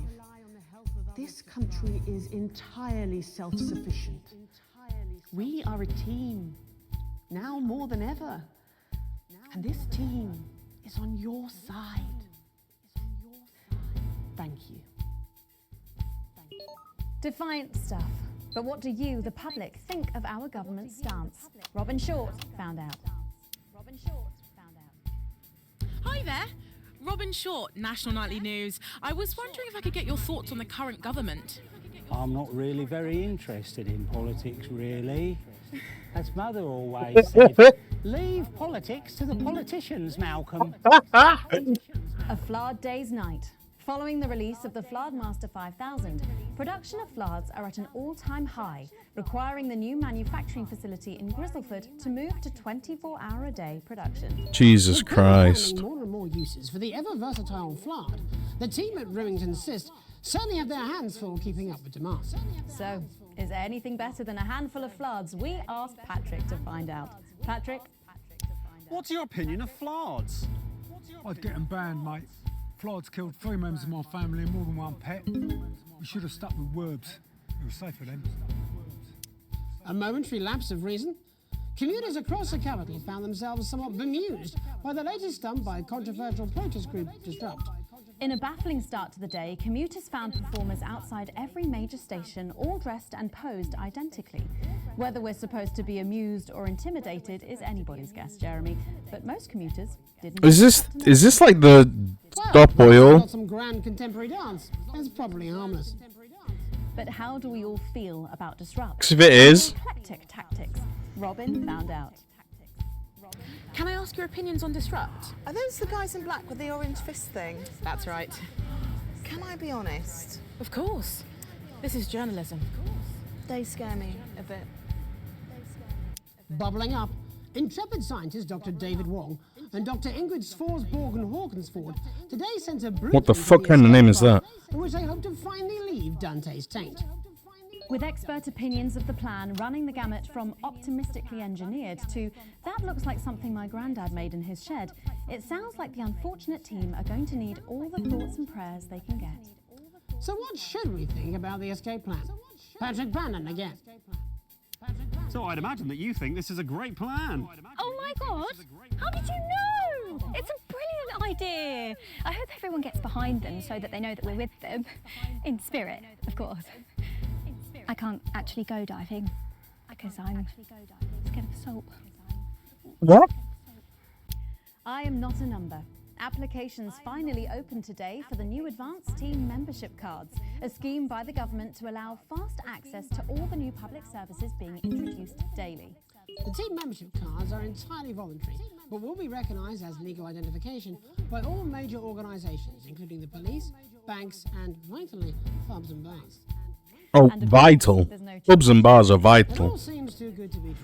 Well, you've always been a cynic. But most importantly, what should you, the public, think about the new team membership cards? Team membership cards? Absolutely bloody not. That's the thin end of the wedge, isn't it, Iris? First it's, can I see your identification, sir? And then it's, would you mind bending over the table, sir? So Sergeant State Educated and Constable Regional Accent here can stick their truncheon up your derry out. Oh, crikey! They should call them what they are. They're bloody ID cards. Oh, for Christ's sake, what is it, Iris? Oh, I'm really not happy, Algernon! I'm so sorry. We're fucking Algernon. And finally tonight, back of the net, popular sports personality Johnny Hamsleeves and his fiancée Tiffany Lamour were spotted out today doing a little shopping for what many are already calling the greatest wedding ever. We can only assume that Tiffany's latest show, My Teenage Secretions, has sold better than expected. Good As by God. the looks of things, the whole affair is about to become more expensive than Lil C's shoe collection. I don't know who that is. But what should your opinion be of this extravagant display of wealth? Don't really care, love. Wise words there.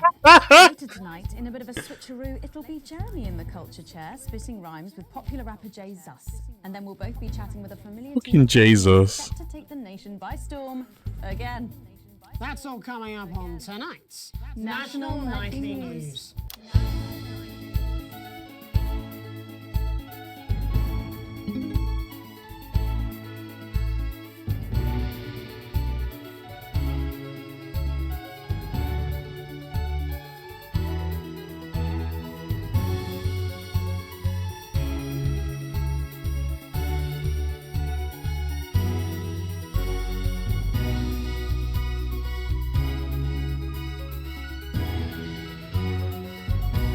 First tonight, thankfully, some news as we return to our main story. The World Council today agreed that punitive and potentially illegal sanctions should They've be changed it imposed up on the again. country. The sanctions, which come into effect immediately, aim to stop the flow of food, fuel, and even some medicines from reaching your pockets. Tonight, we have guests from across the continent to discuss this unprecedented situation. For Advance, Peter Clement is at his home in Lanfordshire. Are you there, Peter? Yes, I can hear you, Jeremy. Thank you for having me. A momentous day, Prime Minister. Are you shaken? Oh, I don't scare that easy, I'm afraid, old son. And neither do the people of this country. Well, joining us is Ivan Vodovich, Foreign Minister of Urkistan. Ivan, thank you for being here. Great pleasure. You, Megan Wolf, are like strongest guard of labour camp who wake up inside body of crazy, expensive prostitute. In my country, you will be worshipped as a god. Okay. Minister, as one of those arguing most strongly for these sanctions, how do you feel about Advance's defiant stance? Vance is like man who think he have big career in movies, lad. Is this the number two Actually, he in prostitute? dirty sanitarium, screaming at mirror and holding tiny penis in hand. He's clearly not from Svenland, and we have like some of the cleanest mental health facilities in the continent, yeah. And welcome to Svenland's Minister of Mojo, Björk. I'm sorry, we don't appear to have your surname. It's just Björk, yeah. We don't use things like socially divisive surnames here, yeah. Minister? It's just Björk, yeah. Right, Björk. Your country spoke in favour of advance at the World Council today, but you were noticeably absent when it came to the actual vote. Well, what a surprise. The hippies didn't show up for the fight. Actually, that's quite racist, because if you must know, we were going to go to the whole, like, voting, yeah, but it's actually the Festival of Feuerland here at the moment, where we honor the old generations. So, like, we all had to look our grandparents clean, yeah, whilst the vote was happening, and that's, like, a really, really time-consuming process, actually. You're like sissy man. You have this expression, sissy man? It's like man with tiny penis who like to wash more than once a week. Actually, that's quite homophobic, yeah, Oh, because... stop winding him up, Ivan. We're not back at the Grange now. Sorry, Jeremy. Ivan and I used to play golf back in my media days. Yeah, he always wins. Nothing gives him greater pleasure than grinding people's gears. The more publicly, the better.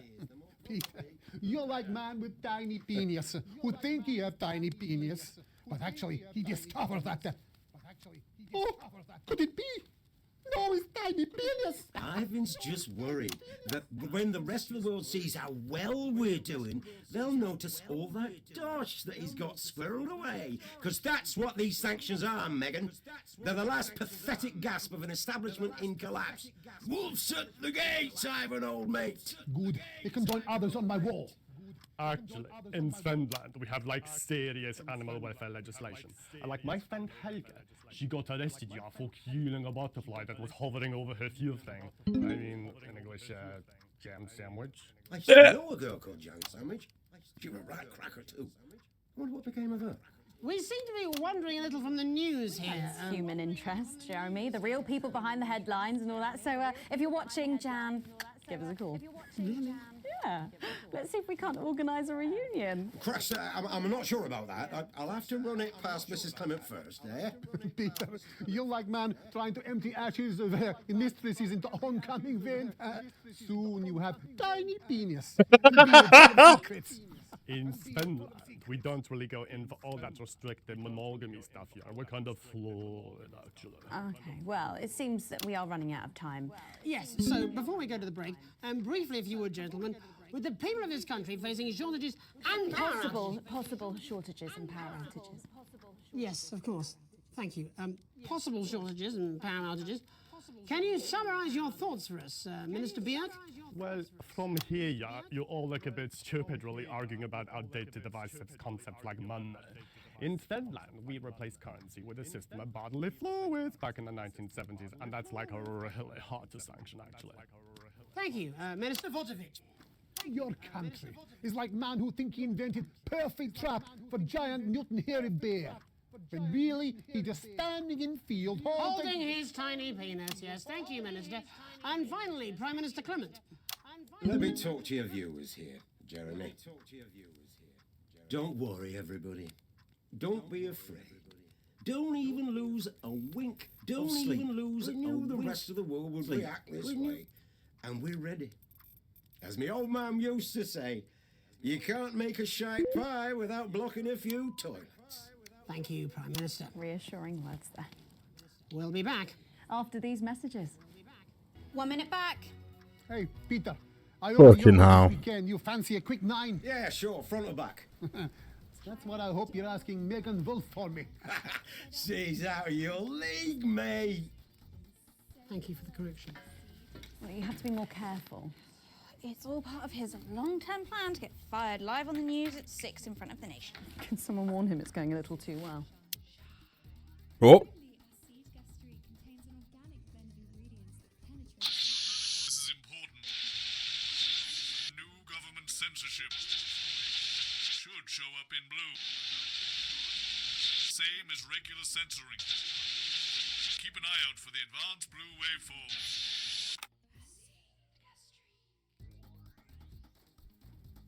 Are you still meant to bow to foreign royalty? What? Should I just, like, curtsy? hang on. Have they given you the Crown Prince report? What? Meghan? This is Jeremy, and he'll be interviewing you. Yo, thanks for having me on your show, man. It's quite all right. Yo, just a quick one. You're not going to ask me about the chimp, are you? Live in 10 seconds. Because he put that get up on himself. I'm just saying. Going in 5. Watch him. 4, 3. Welcome back. I'm Megan Wolf. Later, we have an exclusive first look at a theatrical sensation everyone's going to be talking about. But first, it's time to go over to the culture spot with lovely old Jeremy Donaldson, who's joined by a very special guest. Jeremy. Thanks, Megan. I have the honour and privilege of being joined by hip-hop royalty. He's been called the son of the streets and the father of truth. Not sure how that works, but whatever. Let's welcome Jesus! Thanks, Jeremy. Yeah, it's a real honor to be here on your show, The News. You know, as a kid on the streets, I used to watch you through a window of the shop, so to be here right now is crazy. You've had quite the journey to be here today. Can you tell On us your about show, it? The News. Well, you know, I try not to, well, you know, the past is the past, and I don't like to dwell on it. I understand. You But obviously- yeah, man, the streets is all I remember. Like, my mother donated me to a charity shop soon after I was born. Elderly lady took pity on me. You know, she let me sleep on a pile of crime fiction until I taught myself how to walk. Wow, that's quite the childhood. And she died tragically. Right there in my arms, man. You know, I remember a tear falling as she laid there next to the used homeware. And in that moment, I became a child of the streets. I was just 18 months old. What a tale. What a tale. You're known for your direct and honest lyrics. Was your style informed by your troubled past? Oh, like I said, I try not to talk about it. It's just too hard. Of course. But my first album is about the story of the first 4 times I stole, so I wouldn't starve. A small group of infants came to see me as their de facto leader. They call me Mr. Cheese Slice. Anyway, we were like a family. So it would seem. Recently, you've been quite outspoken about the government. Yeah, fuck the government. Fuck Advance. Fuck Peter Clement. What is it that you object to so vehemently? Well, you know, they stole from us. They're taking our money and spending it, man. Redistributing it. Actually, homelessness has been all but eliminated in the last couple of months. So? Surely that's a cause close to your heart? Who's that wonderful girl? Could she be any cuter? Who's that wonderful girl? Oh, look! It's me, Squeaks. Look, yeah, I worked hard to be here. I built this from nothing. Squeaks. And I deserve to be rewarded for that. Would you Good say morning. rather than say a farmer or a care worker? I don't know. But if people are taking something from my music, choose to value it, buy it, who's to say I don't? And no one can take that away from me. Not even to help, say, vulnerable children? Mr. Cheese Slice. What is it you're trying to say? I just don't understand where you've placed yourself politically. I mean, is it ideological or is it tactical? Well, it's more of a Or like, maybe it's hereditary. stop trying to tie me in knots with your words, Jeremy. I let the music speak for itself. And the people agree with me. Well, that remains to be seen. But you have given me a very easy segue out of a conversation that I promise you was much more painful for me. than I've it never was for played you. her story. So here he is with his hit song, Mrs. Ludlow's Tears. Oh, no. I'm going to do something a little different. It's a new single I've been working on. Oh, so this is unapproved, is it? Yeah. You love it. Excellent. Don't worry, we've got a state-of-the-art censorship system. What's the worst that could happen? So here he is with a new song. Aren't we lucky? I think I have it. Jesus! First, you're gonna pay up. You're gonna pay back.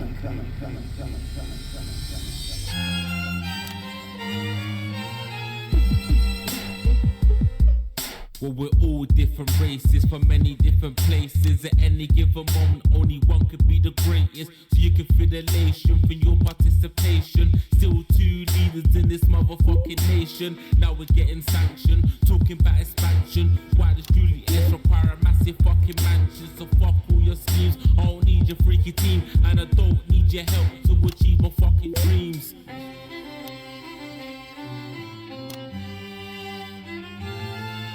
So don't make a fuss when you find you're one of us. Yeah, every single one of you's a bit Jesus. And you can call me crazy, cause no one ever pays me. But I won't waste a lifetime being motherfucking lazy. I may be inventive, my taste may be expensive, but why would I get... I'll tell you what this game's about shortly. Although it's contravention of your obvious intention, I like to eat a little of the fruits in my invention. You make us the same, but we're not all the same. All our dreams, all our schemes, all our means are not the same. The best of the praise of the press of the wave, cause we're only equal people when we're motherfucking slaves. Take this fact, gonna stain it red, gonna slam it into Peter Clemmer's motherfucking head, cause he's thick as shit, he's got a job he's unfit for. It's time to stone the castle with a motherfucking pitchfork. Please. So this is for the snub ones, the push and the shove ones, the folks that feel the burden of their motherfucking loved ones. Ones who had plenty like a motherfucking Bentley. The ones who now finding that their bank accounts are empty. The ones of aspiration who had to flee a nation. The ones who built a business out of dreams of perspiration. There's all sorts of people, the good and the evil. It only takes a glance to see we're not all equal.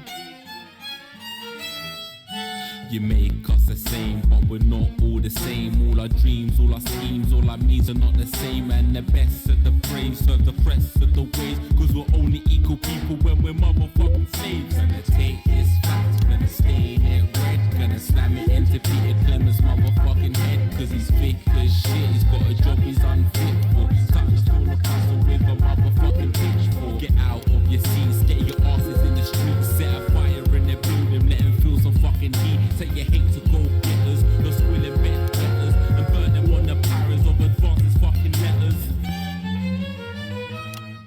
Gonna take this fact, gonna stain it red, gonna slam it into Peter Clemmer's motherfucking head. Cause he's thick as shit, he's got a job he's unfit for. Time to stone the castle with a motherfucking pitchfork. Chase that dream, you don't need a fucking team, and advances little dances aren't as harmless as it seems, cause they're stale and corrupt. Then you're angry.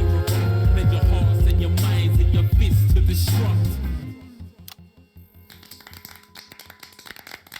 Amazing.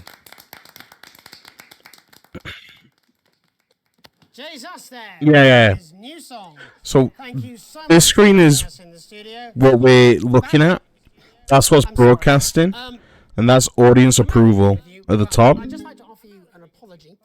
I've just been told that there was some kind of issue upstairs, and an attempt was made to censor some of your notes. What? Are you joking? I'd just like to say to you and everyone at home that this was a mistake. This is absolutely ridiculous. I cannot believe this. Here at the National Nightly News, we pride ourselves on remaining neutral, unbiased, and independent of any outside interference. You have my word. We will never censor ideas. Back to you, Megan. Well, a bit of dangerous language there, sorry about that. Well, thank you to little Jeremy Donaldson for providing our culture spot. Coming up, we'll be speaking to a couple of familiar faces about their upcoming dramatic outing. Don't go away. We'll be right back after this. That's the ad. Just a reminder, fixing that old VCR. Open a new tape. Past that break. This is just a mix-up, I'm sure. Now, if you come with me, I really do have to ask Oh, you to trust leave me. it. My father's going to hear about this. I understand. This is unbelievable, Megan. I don't know what you're talking about, Jeremy. But yeah, basically, so we have taken over a broadcasting part of a news company, and we basically got to like get the audience's approval as high as possible. Right now we're running an ad. Oh, shut up, stop it. Look at him. If we could just get you in position. Oh, say no more. Say no more. Megan, Jeremy, you remember Mr. Algebra? Vividly. And Mr. Harris, and this is Ms. Radin. What? Philippa, please. You're back together again, eh? Who'd have thought it? Perhaps a lower order demon. Yes, it is awfully exciting, isn't it? Right, okay then. We're going live in 10 seconds, opening on camera 1. Sorry. 5, 4, 3. Welcome back, and no, you're not mistaken. Sitting across from us are some very familiar faces. You really are too kind, Megan. It was only a yogurt commercial, but I'm still proud of it. Here to talk about his new show, we're joined by National Treasure Tommy Harris, the National Theatre's Philippa Radin, and National Deficit Jeff Algebra. It's so lovely to have you all. Tommy, would you like to tell us about the show? You know what? I'd bloody love to. It's about me. It's about my life. And where did the idea come from? So, right, picture this. Their legs akimbo, mid-session, sweat is pouring out of me like an immense hog. And then Cindy comes in, she says, Pete's on the phone. That's Peter Clement, the Prime Minister. Yeah, Pete's actually a really good mate of mine. Oh, is he really? Yeah, no, he comes to training sometimes. He's actually a pretty good goal sweeper. Anyway, so, yeah, Pete, he says, Toby, he thinks my name's Toby, see? He says, how would you like to spread your message of team spirit and cooperation across this fractured nation? How would you like to really make a difference in these desperate times? What did you say? Yeah, right, yeah. So, Jeff, the question on everyone's lips is, what in God's name are you doing here? Well, after the success of my debut work and all the people that I've touched, I knew that I had a career in theatre. Yeah? I've always been an admirer of Tommy from afar. So when my manager phoned and said that I'd been offered the gig as director, I was ecstatic. I whipped my trousers off and got straight to work. Why did you do that? I do all my best work with my trousers off. Yeah, I've been told that too. No, I wouldn't say so. Right, Tommy, sorry, would you just Jesus give us a sense Christ. of what the show is actually about? It's about how hard it's been for me and some of the struggles that I've faced. It's like really getting to the heart of how tough it is to be me. I call it Tommy Harris, Jesus, that was hard. Catchy. We actually have some clips of the process of the show. Would you mind telling us what's going on here? Yeah, so the show is built around two things that are very important to me. It mixes scenes from my life as well as epic fantasy retellings of scenes from my life. But Dad, you promised you'd come to my graduation. I'm sorry, son. You're an embarrassment. Fuck off. You promised you'd come to my graduation. Back, demon! Back to the hells! Philippa, what's it been like co-starring with Tommy Harris? I've always dreamed of treading the boards at medium-scale regional theatres, Megan. And for once, this show really gives me something to sink my teeth into. What's different about this show, then? Tommy, Mr. Harris's show really lets me show my tremendous range as an actor. I've always suffered from typecasting, forced to play the same tired characters in every god-awful yogurt advert or godforsaken soap opera or, God forbid, a pantomime. But, you know, this show has really let me just go there. Jeff, the viewers at home will be dying to know exactly what is it that you bring to the show? Oh, good question. I think these guys would agree with me when I say that it's my steady hand on the tiller, my arm round the shoulder approach that's really brought the production from strength to strength. Absolutely right. Fucking Jeff's hell. contributions are immeasurable. He was our rock. Can you give us a sneak peek of anything else that might be in the show? Yeah, all sorts, yeah. Yep. We've got lots of exclusive first-hand experiences of Tommy's time in the underground sports board scene. And some epic fantasy retellings of Tommy's time in the underground sports board scene.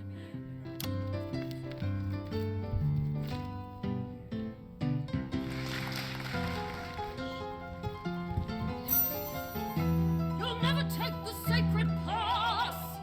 And am I right in saying this was a officially commissioned by the government? Yeah, all paid for by the taxpayer, which, you know, to be honest, was actually a lifesaver, really. Yeah, I think it's fair to say that without Advance's support, we'd have had to cut the finale. Which, frankly, would have been a travesty. Oh, God, Jesus Christ! Fucking hell. Absolutely. It's a metaphor. For what? Death. And the public are footing the bill, are they? Too bloody right they are. Between the cost of my tour bus and the dry cleaning of my ties, I'm barely scraping a profit here. Amazing. And where can the folks at home come and see this for themselves? We're performing all over the nation. And people can see it for absolutely free, all courtesy of Advance. Isn't that incredible, Jeremy? Yes, it's unbelievable.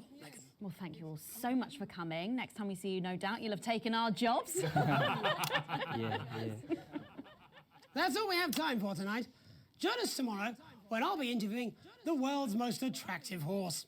I'm Jeremy Donaldson. And I'm Megan Wolf. And from all of us here, have a peaceful night. That's the ads. Let's get reset for tomorrow, please. Hey, we must stop bumping into each other like this, eh? Oh.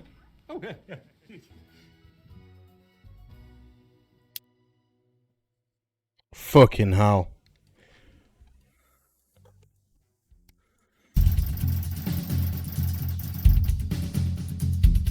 I'll take that. A small bonus. We're in worrying debt. Now we're not quite breaking even.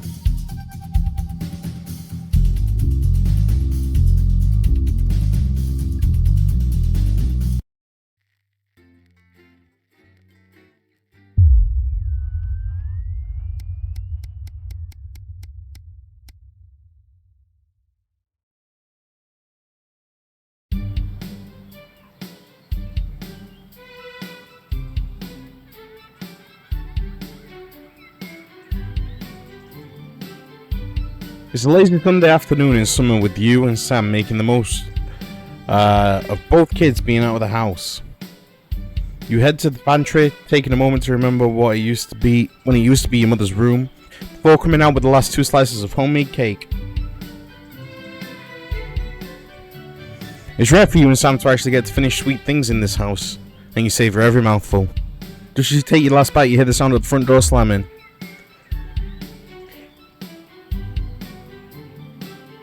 You can hear him practically running to come find you, and he's grinning from ear to ear when he finally does. That's some really big news.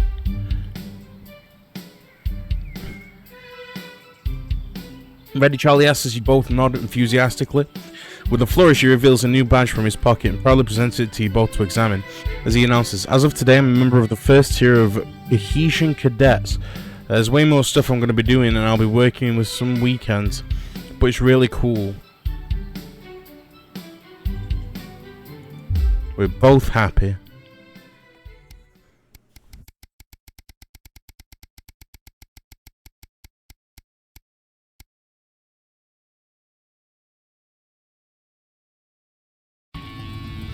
Oh.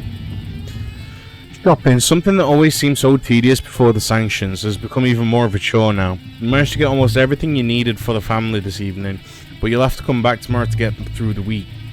There's a queue to leave the car park, but though it's hard to make out why in the dark.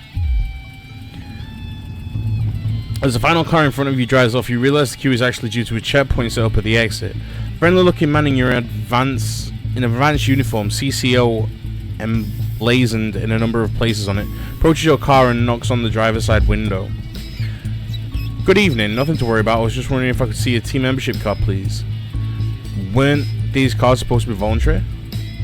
That's not a problem. We've got forms with us right here, and we're more than happy to sign you up. Man gestures to his colleague behind him, a young woman in a similar uniform. She clearly received the short end of the stick and is stuck with the paperwork. Well, strictly speaking, they're not, but there's also loads of benefits to having them, and there's no reason not to get one. His smile fades a bit, but when he puts a hand up to scratch the back of his neck for a moment, he leans over to you, his presence now seeming a little intimidating. Almost instantly, the friendly demeanour is gone and his expression is one of stern disapproval. Well, obviously I can't make you sign up, but I would strongly recommend you do. And soon, we wouldn't want people to think you had anything to hide, would we? He takes a step back and gestures for you to drive on. But I'm sure you see him writing something down in your rearview mirror as you head home somewhat more hurriedly than before.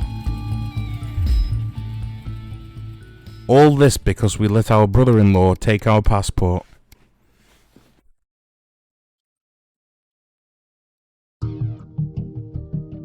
It's a Saturday, one of a few days off, and you've made the most of it. But as late afternoon draws on, the invitation sits pinned to the fridge, staring accusingly at you. The Channel 1 Gala is a mandatory work event. Bozeman was very quick to tell you.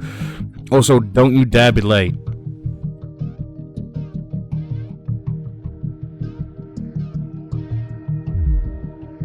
Best start getting ready. You wonder if Sam will give you a lift. A drink or two might help with the enforced office socializing. Hopefully it won't be too bad. After all, you're pretty good at your job, right? No, I'm bad at my job. You arrive on time, barely at the Sauvignon, one of the oldest and grandest hotels in the capital. You're surprised to see a queue to get in and quickly realize it's because people are being searched at the door by some military-looking personnel in a smart attire. While you're waiting, you can't help but notice just how opulent the building is. Oh, very opulent the building is. Possibly the fanciest place you've been to in your life. Once inside, you're directed to the grand ballroom, and following the signs, you marvel at the sheer scale of the place and the amount of armed security guards. When you finally arrive, a very severe-looking woman at the door asks for your name. I'm Alex Winston. She carefully checks her list before whispering something to the waiter beside her. You've made it just in time to be seated before dinner. Please follow a manual here to your table. The waiter smiles at you and opens one of the great double doors, gesturing for you to enter. Immediately, you see why it's called the Grand Ballroom. You feel a slight tap on your arm and Emmanuel gestures for you to follow him. He sees you at a table in the central floor area with a decent view of the stage. Clearly you're in Bozeman's good books at the moment. You sat with some colleagues you've seen around the Channel 1 offices before but don't know that well. One of them informs you far too excitedly it's a very corporate evening of awards and speeches. At least the food should be good. Dinner is indeed lovely. With the help of the no doubt very expensive wine, conversation flows easily enough. In fact, much to your surprise, you're actually presented with an award for Best Newcomer to the Channel 1 family. Interesting. As you walk up to collect it, you recognize the presenter as Dr. Adrian Atkinson Blimey of Incisors fame. He thanks Advance for sponsoring this year's gala before specifically thanking Prime Ministers Julius Salisbury and Peter Clement for being in attendance tonight. As you take to the stage, you see the front most central table does indeed seat the Prime Ministers, as well as Bozeman, Meghan, and some other very well-to-do types that you don't recognize. That explains all the security. As you handed the award, Dr. Atkinson Blimey asks if you'd like to say a few words.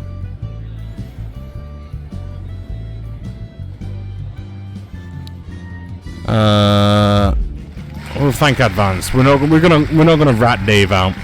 As you thank Advance, applause breaks out around the room. Both Peter and Julia stand up to magnanimously accept it before saying the night's not about them, but thanks all the same. As you head back to your seat, you see Bozeman nodding at you with a satisfied smile on his flushed face. Clearly that was the right speech. Just as you're finishing up dinner, one of the other people at your table points behind you. As you turn, you see Bozeman walking briskly past with Julia Salisbury and Peter Clement in tow. You're pretty sure he was pointedly ignoring you. He seems to be introduced to the Prime Minister to a selection of people at different tables. You finish off the rest of the meal, listen to the last few speeches, then head home. All in all, it was a surprisingly nice evening. You might actually look forward to the next one.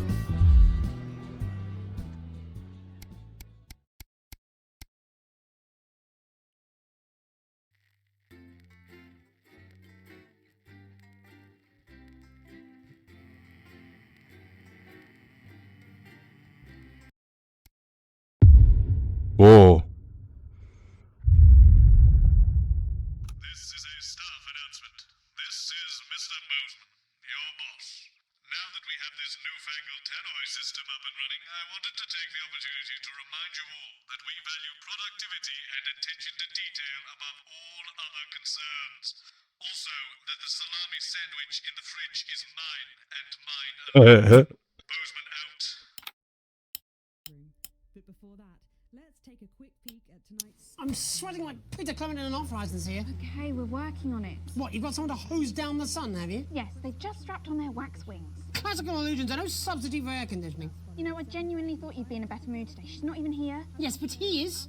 Our gun-toting handler. Who, Andy? I don't know what the fuck his name is, do I? He's here to keep us safe when people like disrupt. More like keep us in line. I hate guns. Give me the willies. 10 seconds, everybody. So, we've got any actual real news tonight? Well, the world's on fire. That good enough for you? Going in 5, 4, 3. Good evening, I'm Jeremy Donaldson. Our main headlines tonight. Siege mentality. The World Council today established a military blockade to enforce the unjust and punitive sanctions now entering their 10th week.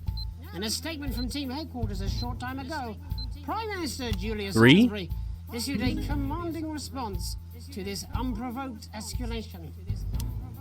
Ever since these illegal sanctions were imposed, we have gratefully relied upon trade and aid from our worldwide friends who, like us, refuse to recognize their legitimacy. Today's escalation, however, is nothing short of an act of war. We call upon our international allies to condemn this blockade absolutely, and we warn aggressors to this country that we are Is this neither Brexit? nor defenseless. Is this the Brexit situation? What? Taking the plunge. Far be it for us Sus. to be cynical, but it's beginning to seem like the wedding of a certain celebrity power couple is more about attention than it is about love. As this leaked photo shows, the naturals of heartthrob Johnny Handsleeves and art snob Tiffany Lamore were far from conventional when they finally tied the knot this week. In a ceremony that left very little to the imagination, the couple are insisting they hold with tradition. Well, as they say, something old, something new. In it to win it, exciting news from Advance today with the announcement of a new monthly prize draw for all team membership card holders. Every month, lucky winners from across the country will be picked at random to receive what Team HQ are describing as unique prizes worth more than money used to be. Take-up on the scheme has been much higher than expected, and if this lucky winner's delighted face is anything to go by, it looks like pretty soon everyone's going to have one. A bridge too flat. After disappointing sales leave them with a massive flat surplus, Remington's Fist have had to find a use for their overflowing stocks. After the decision to ramp up production was met with public outcry, Sophia Remington has let slip the future for the overflowing flock of failed flats. Hoping to recapture the public Jesus. Remington's Fist have announced a luxury island getaway called Flard Festival, described as an immersive, luxury flard experience on an island. This cryptic announcement has certainly raised eyebrows, with consumers asking questions like, but what even is it? And did you say an island? Leaders shipping out. The trapped scientists undertaking a bold escape from Dante's taint have revealed which of their two erstwhile leaders will spearhead their journey to freedom. While throughout their careers it's been clear that Doctors Wong and Swarsborg and Horgensford have worked best together, it seems one of them is now going to be taking a back seat. Dr. Wong has always been the riskier of the pair, willing to push further and faster in the name of progress. We all remember his now infamous exploding chimp trial. Let's hope that getting the team home sooner doesn't mean they cut too many corners. Life during wartime. As if we didn't have enough aggressors on our borders, internal problems are growing for the government as radical activist group Disrupt caused chaos in Parliament Park last night. Scuffles broke out after the protests, resulting in multiple arrests and the injury of 3 community cohesion officers. Advance have yet to comment.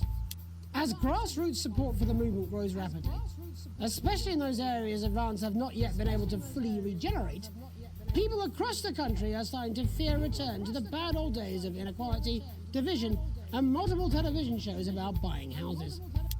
All this, and I'll be talking to some people with fascinating medical conditions, as well as one of the contenders in this year's Feline Football Championship, and her proud owner. That's all up on tonight's National Nightly News.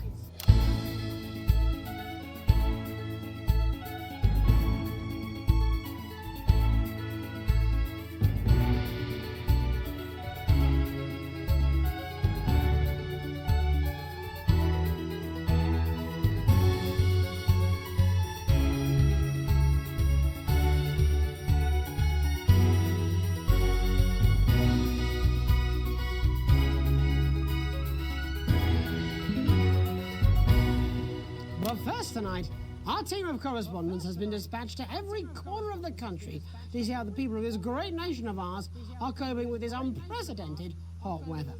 First, let's go to Megan Wolf in Shining-on-Sea to see what the scientific community has to say. Megan, how's the weather there? It's absolutely glorious, Jeremy. Thank you for asking. I'm here with Dr. Anna Burns at the University of Princeford. Are you enjoying the weather as much as I am? Oh, yes, it's wonderful, isn't it? My eyelids are sweating. And you're part of a team carrying out a study into just what's causing this unbelievable heat, is that right? Yes, that's correct. Yes, we want to be able to reassure the public once and for all that there's absolutely nothing to worry about and that they can enjoy their sunstroke and fossil fuels in peace. You sound very confident about that. Oh, very much so. I can say without any hesitation, there's really no cause for any concern here. I've actually left my car running. So tell us about this experiment. Well, we take data from weather stations from all over the world, along with atmospheric samples, and we take all that and we feed it into this state-of-the-art computer, and very soon we'll be getting a high-tech readout of the results. Blimey, that sounds very fancy.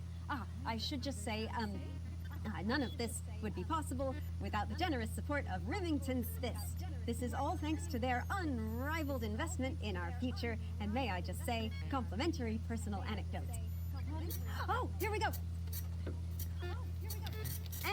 And, as expected, everything is absolutely fucked. Hang on. This can't be right. Right, but obviously you said a second ago that everything is absolutely fine, so...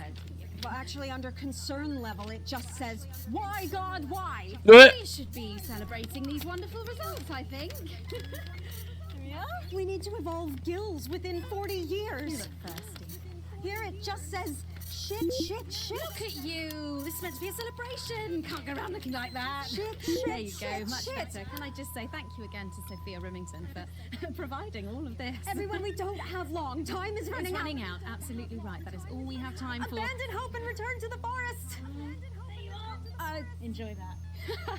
I'd like to thank Dr. Burns for just one opinion on the climate. The sea will reclaim us all. There you have it, Jeremy. Proof, if proof be need be, that everything is just fine. I'm Megan Wolf, here with science. Back to you. Megan Wolf there, attempting to do some actual news. Next, let's go to Robin Short, who's in Scritchford with some of the winners of this week's team membership lottery. Robin? Thanks, Jeremy. I'm here in Scritchford with Gary Failsafe, a janitor at the local school, and Amelia Jackhammer, an aspiring poet. Both of you were drawn at random from those who hold team membership cards to receive this week's amazing prize. How do you feel? Filled with fervent euphoria. Yeah, good, yeah. And all that we had to do was fill in a quick form or two. Wow, that sounds so convenient. But we're all dying to know, what have you won? That's right, Robin. I've won dinner with Julius Salisbury at one of the capital's top restaurants. Ooh, swanky. And I've been invited to Peter Clement's house to help him dredge the gutter in. That's absolutely terrific. You must both be over the moon. I've written a poem about it. So, can you tell me about the moment when you first heard the news? Well, I was battling against a particularly difficult floater, probably one of the sixth formers, when the headmaster Jesus. found me. I was involved in a similarly brutal conflict with a particularly arduous stanza. So you were both polishing turds?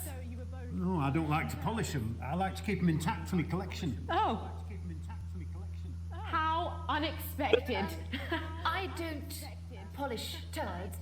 I write poetry. Potato, potato. So, Gary... Do you think Peter Clement's going to let me keep the contents of his downpipe? There's no harm in asking. Jesus. Would you like to hear one? No, thank you. Gary, when you signed up for team membership, was it in hopes of winning the lottery, or were there other reasons? I like a flutter, of course, but no, the boss said I had to sign up to keep coming into school. Very sensible. It's important to know who we're trusting around our children. Oh, I have an unpublished book of sonnets about children. Perhaps you'd like to hear one. No! Or an anthology of haikus on the death of innocence. I'd rather hear about Gary's turd collection. Really? I thought you might say that. Are you all right? Yes, it's coming.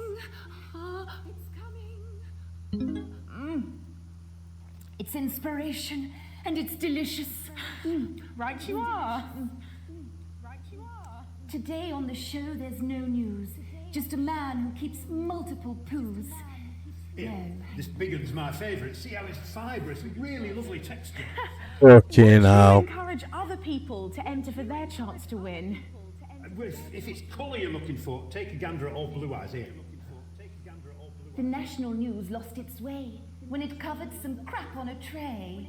Some of these are quite rare. Maybe that was unfair. And that's all we have time for today. Back to you, Jeremy. Thanks, Robin.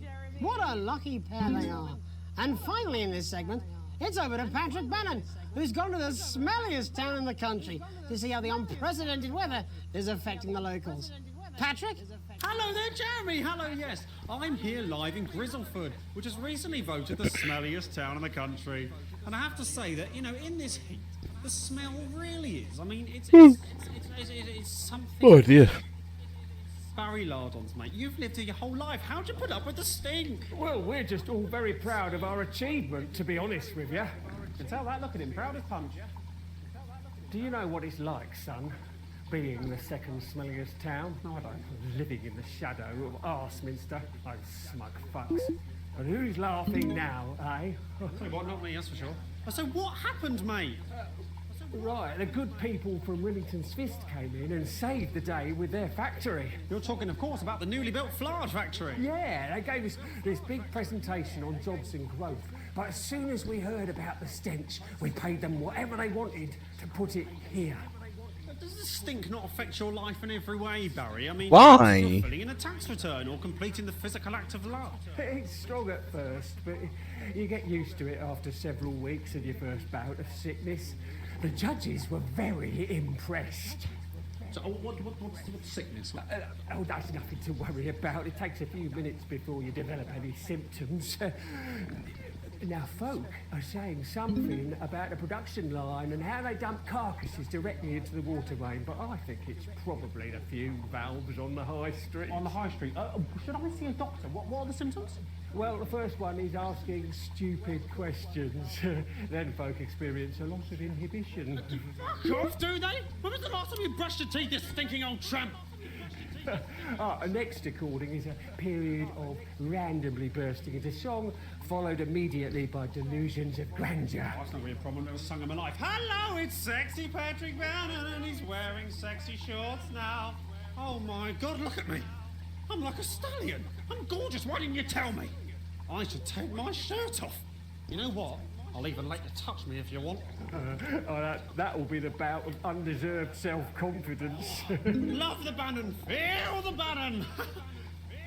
Oh man, what's the point? And the ennui. All that's left now are the hallucinations and unconsciousness. No, Dottie, was that you? Why are you made out of elbows? You know I don't eat opinions. Oh, don't worry, folks. Once he wakes up, he'll be just fine. We'll just find a place to stick him where it won't matter how many times he evacuates his bowels. Right, that's all here from Grizzleford, a town that's really making a stink. I'm Barry Lardons. Back to you, Jeremy. Thanks, Barry. With a naval blockade being set up around our coastline as we speak, when we come back, I'll be talking to 3 members of the general public who appear to be here purely for medical reasons. Don't go away. Unless, of course, you've got something better to do. We'll be back after these messages. This next section features a potentially controversial guest, and Marks may request some censorship if he goes too off-topic. You've done a great job so far keeping everyone happy, so let's keep up the good work. And I can't do this anymore. You say this every Friday. I've done something. What do you mean? Jeremy? My mic is still...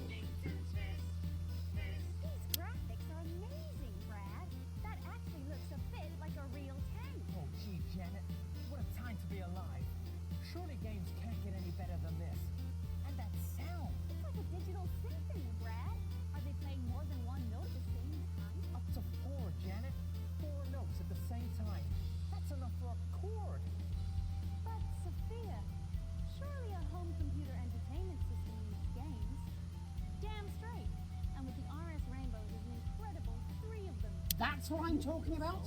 Cat football? We should be doing an interview with the War Minister, or a report from Grentham Downs. Even the weather be more fucking relevant than this. Jeremy, please, just breathe. It's just something light to keep people's minds off things. Exactly, which is wrong. People's minds should be very much on things. Christ, it's so fucking hot! Please take your seats as quickly as you can. I can't do this anymore, Jenny. I've had enough. That's it. This is just 10 seconds! Get over yourself, Jeremy. Why don't you stop feeling sorry for yourself for 5, 4, 3... Welcome back to the National Nightly News with me, your host, Jeremy Donaldson. Later, we'll be talking to the captain of the territory's first cat football team, Professor Pumpkin. But first, I'm joined by 3 guests with some balmy bodily behaviours. Joining me is a woman who's been hiccuping for over 9 months. Isn't that right, Miss Piercy? Yes, that's right. Yes. Tell us, what brought all this on? Well, it's all a bit of a blur, Jeremy, to be totally frank with you. See, I was watching your show and I remember seeing the news about the election, and it hasn't stopped since. Fascinating stuff. Also here is Frankie Steampipe, and perhaps you could explain to us exactly what your physiological fourboil is. I'm here to say it's high time people like me were respected. We're constantly overlooked in the workplace, we're whispered about on buses, and we're asked politely to leave children's birthday parties. And it's disgusting.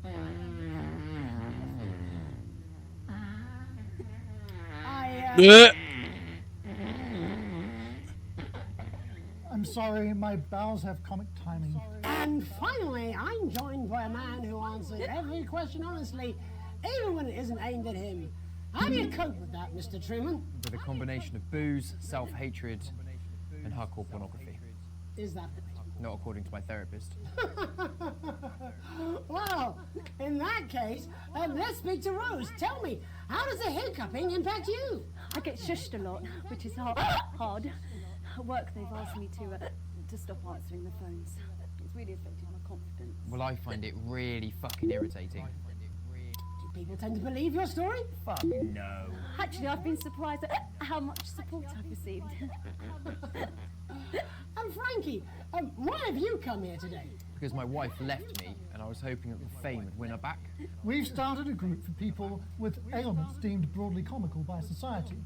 It's called Take Us Seriously. That's right. And we bloody well mean it.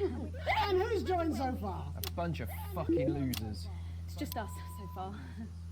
And how much success have you had? Well, we've seen some real positive changes. I don't want to toot my own horn, but it's been a runaway success. Shit all. Not a single person come to our fun run, and all of our leaflets fell in the canal. Huh.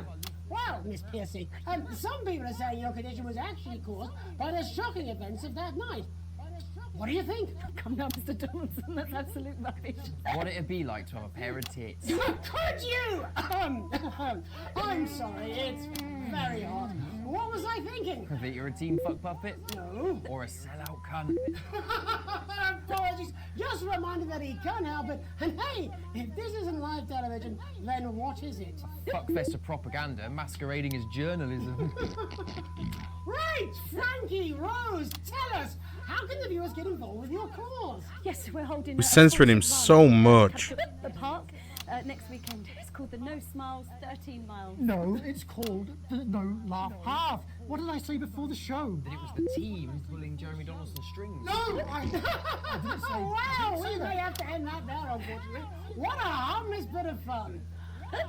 Steady on! This is exactly what I'm talking about. We demand respect. Yes, well, later, I'll be talking to Professor Pumpkin, a ginger tabby with a world-class pair of penalty paws. Is that really necessary? No, it isn't. Let go. Jerry Springer? No. Enough! That's enough! Enough! What are you doing? Try not to piss myself. Alex, cut. Don't you dare! Don't you fucking dare cut to the ads before I tell you to. Now, you in the broadcast centre, Bozeman's little scapegoat, you listen to me. You cut to the ads before I tell you to, and I will kill every single person in this studio. I am thinking about what I'm doing. I've been thinking about it for a long time. We all should be. Christ, it's so fucking hot in here. Do you remember when we used to do the real news? Before it was all lottery winners and bloody cat football? We are on the brink of a siege, the likes of which the world hasn't seen in hundreds of years. The enemy is at the gates, and I'm stuck here talking to these three fucking idiots. I think my hiccups have stopped. You three, get the fuck out of my studio. Go on, now, go, before I change my mind. Jenny, lock the doors. Lock the doors. Yes, Jeremy. Now. Good. Yes. Now. Right. You in the broadcast centre. Alex, you listen to me. You pay attention. Now, I'm sure you've already loaded up exactly what you're going to play in the commercial, but today is going to be a little bit different. Look to your right. Yes, really. Look to your right. There is a VHS tape, and I want you to load it into one of your machines, and when I say so, and not before, you play it. You've got about 15 seconds, so I wouldn't waste any time. Now, all cameras. Alex, I assume you won't be playing that tape. This station does not negotiate with terrorists. I hope I've made myself clear. You seem to know what to do. Every single thing that comes out of this studio is either one-sided or, for now, we're going to show the other side for a bit of fucking balance. Like the good old days. Alex, play the fucking tape. I don't want to hurt any of you. If I see anything I don't like, Jesus I will. Christ. Alex, you're going to get me in trouble with that. Let's hope you made the right call. Reset the system for the third segment. I imagine the ratings are going to be through the roof.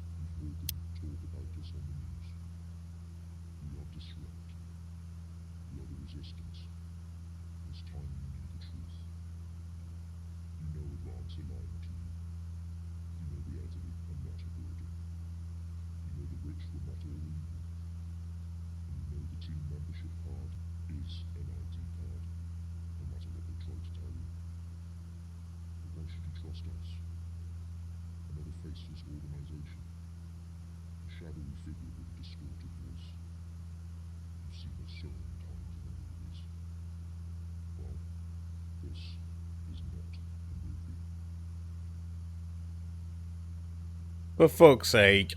My name is Alan James. I used to try and shock people for a living, for entertainment. But now we live in a time where perhaps you need to be shocked. Perhaps we need to wake up. Advance are coming for our freedoms. They're coming for the fruits of our labours. They will take our wealth. They will euthanize our parents and smiling throughout. They will turn our children against us if we voice our concerns. How long? You don't have to accept it. Jeremy, please. How long? 17 seconds. Resist. And the studio doors are all still locked? Find us. Yes. Talk with us. Join us. So what now? It isn't hard. I don't know. We're everywhere. This wasn't what I planned. I mean, some of it was. I had a speech, look. But this was unexpected. So what now, Jeremy? It was supposed to be your day off. Please, don't do any more stupid things today. How long? You already lied. Welcome back to the National Nightly News. Joining me, unexpectedly, for I very much imagine will be my last broadcast, are two new guests. Jenny works here at the National Nightly News and is someone I consider, well, a friend. And next to her is, what's your name? Andy. Andy's a policeman. Only we don't call him that anymore. He's a community cohesion official. Sorry? It's community cohesion officer, CCO. And how's that feel, Andy? Being rebranded? It's good. it's not about confrontation anymore. You know, the force had its fair share of problems. The team doesn't have as many. But it still has some. I couldn't say. Couldn't or wouldn't? I don't know what you want me to say. Christ, you're fucking useless, aren't you? We'll come back to you later. Jenny? I don't want to be on the news, Jeremy.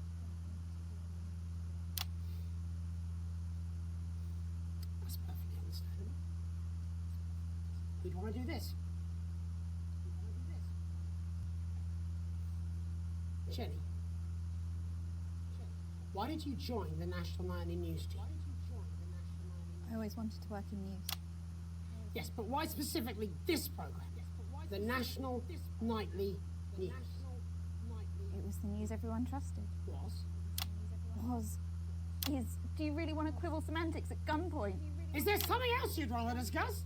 There is a great big Alan James-sized elephant in the room you seem to be ignoring. What do you mean? I saw your face when that hood came down. You didn't know, did you? It's about the message, not the messenger. Like I said, you didn't know. No, I didn't know. The people I met were with. He wasn't there. I didn't know it was Alan James. I'm sorry.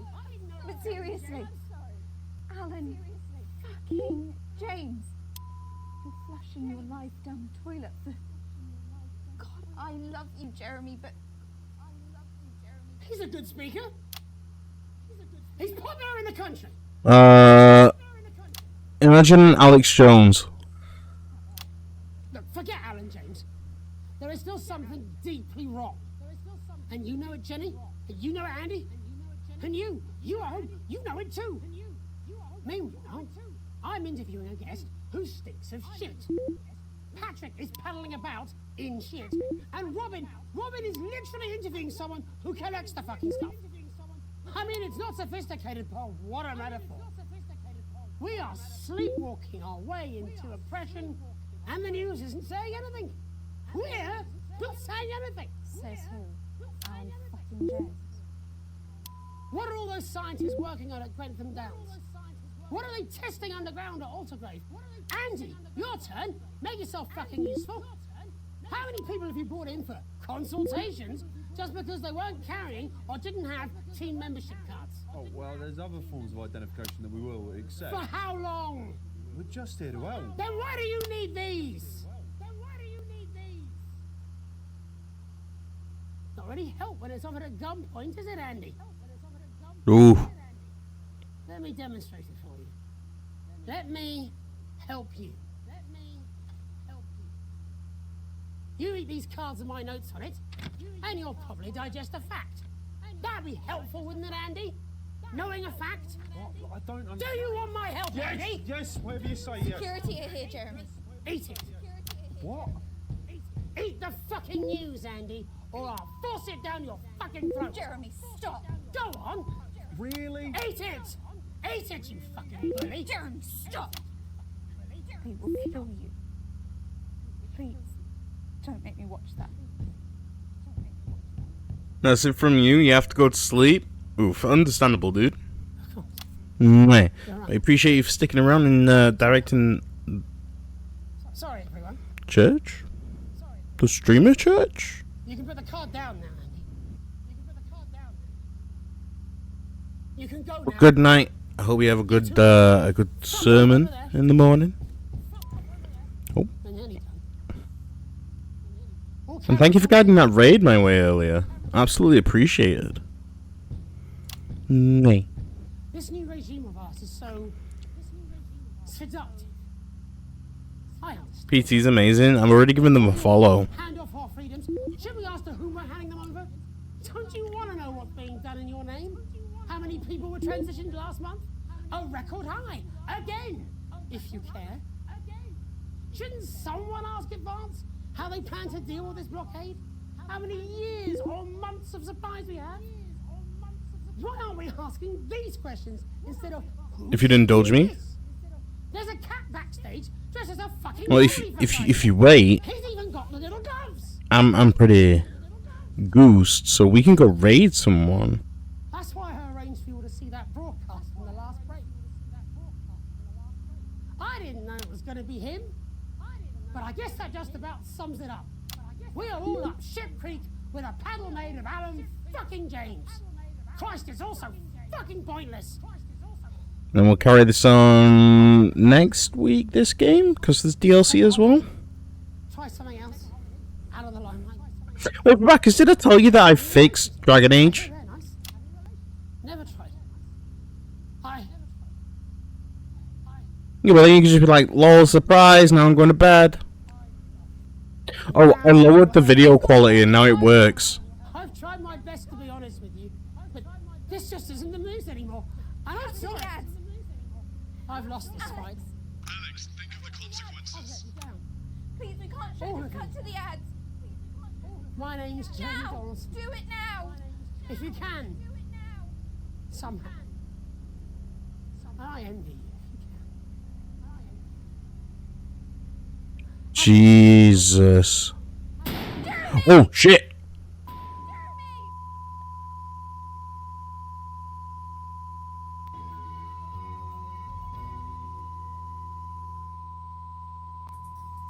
This summer, your little ones deserve a treat.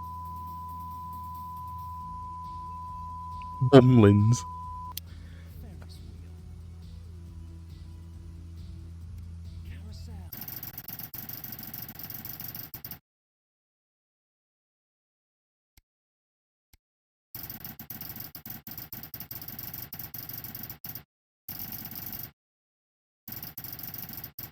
Technically not negative. Okay. Maybe a TW. I didn't know. I thought someone was going to wrestle it out of his hands.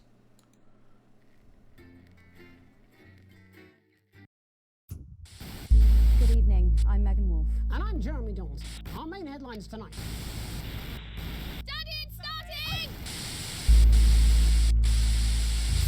Every single one of you's a bit Jay-Z. Alright, so...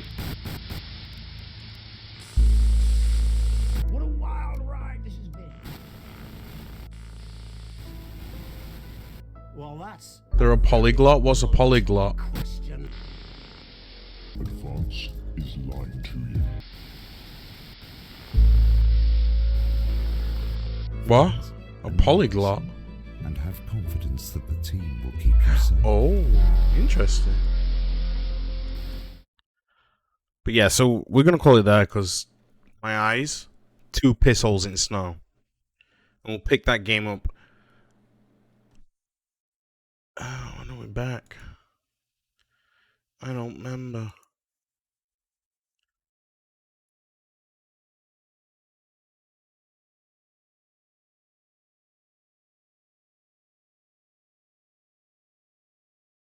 I don't remember.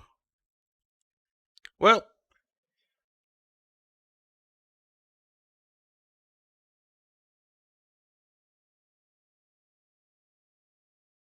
Let me bring them up.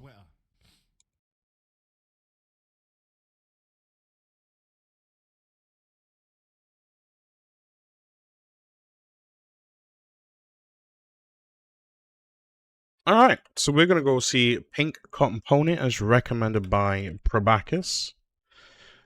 So let's go say hello to them. Let's go wish them luck with their journey through...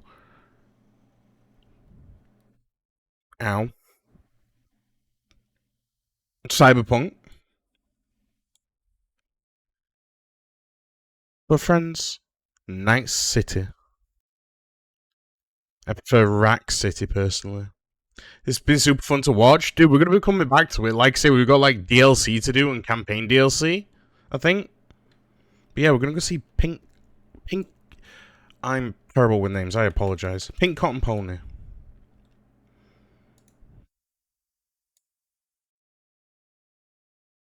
But yes, feel free to copy and paste the raid message that Squeaks has so kindly put into chat. If you're not already in the Discord, feel free to join the Discord. YouTube, we have YouTube, all VODs, all stuff, archives, go to YouTube. So if you want to relive some memories with 0 muted audio, well, maybe a little bit of muted audio, then, you know,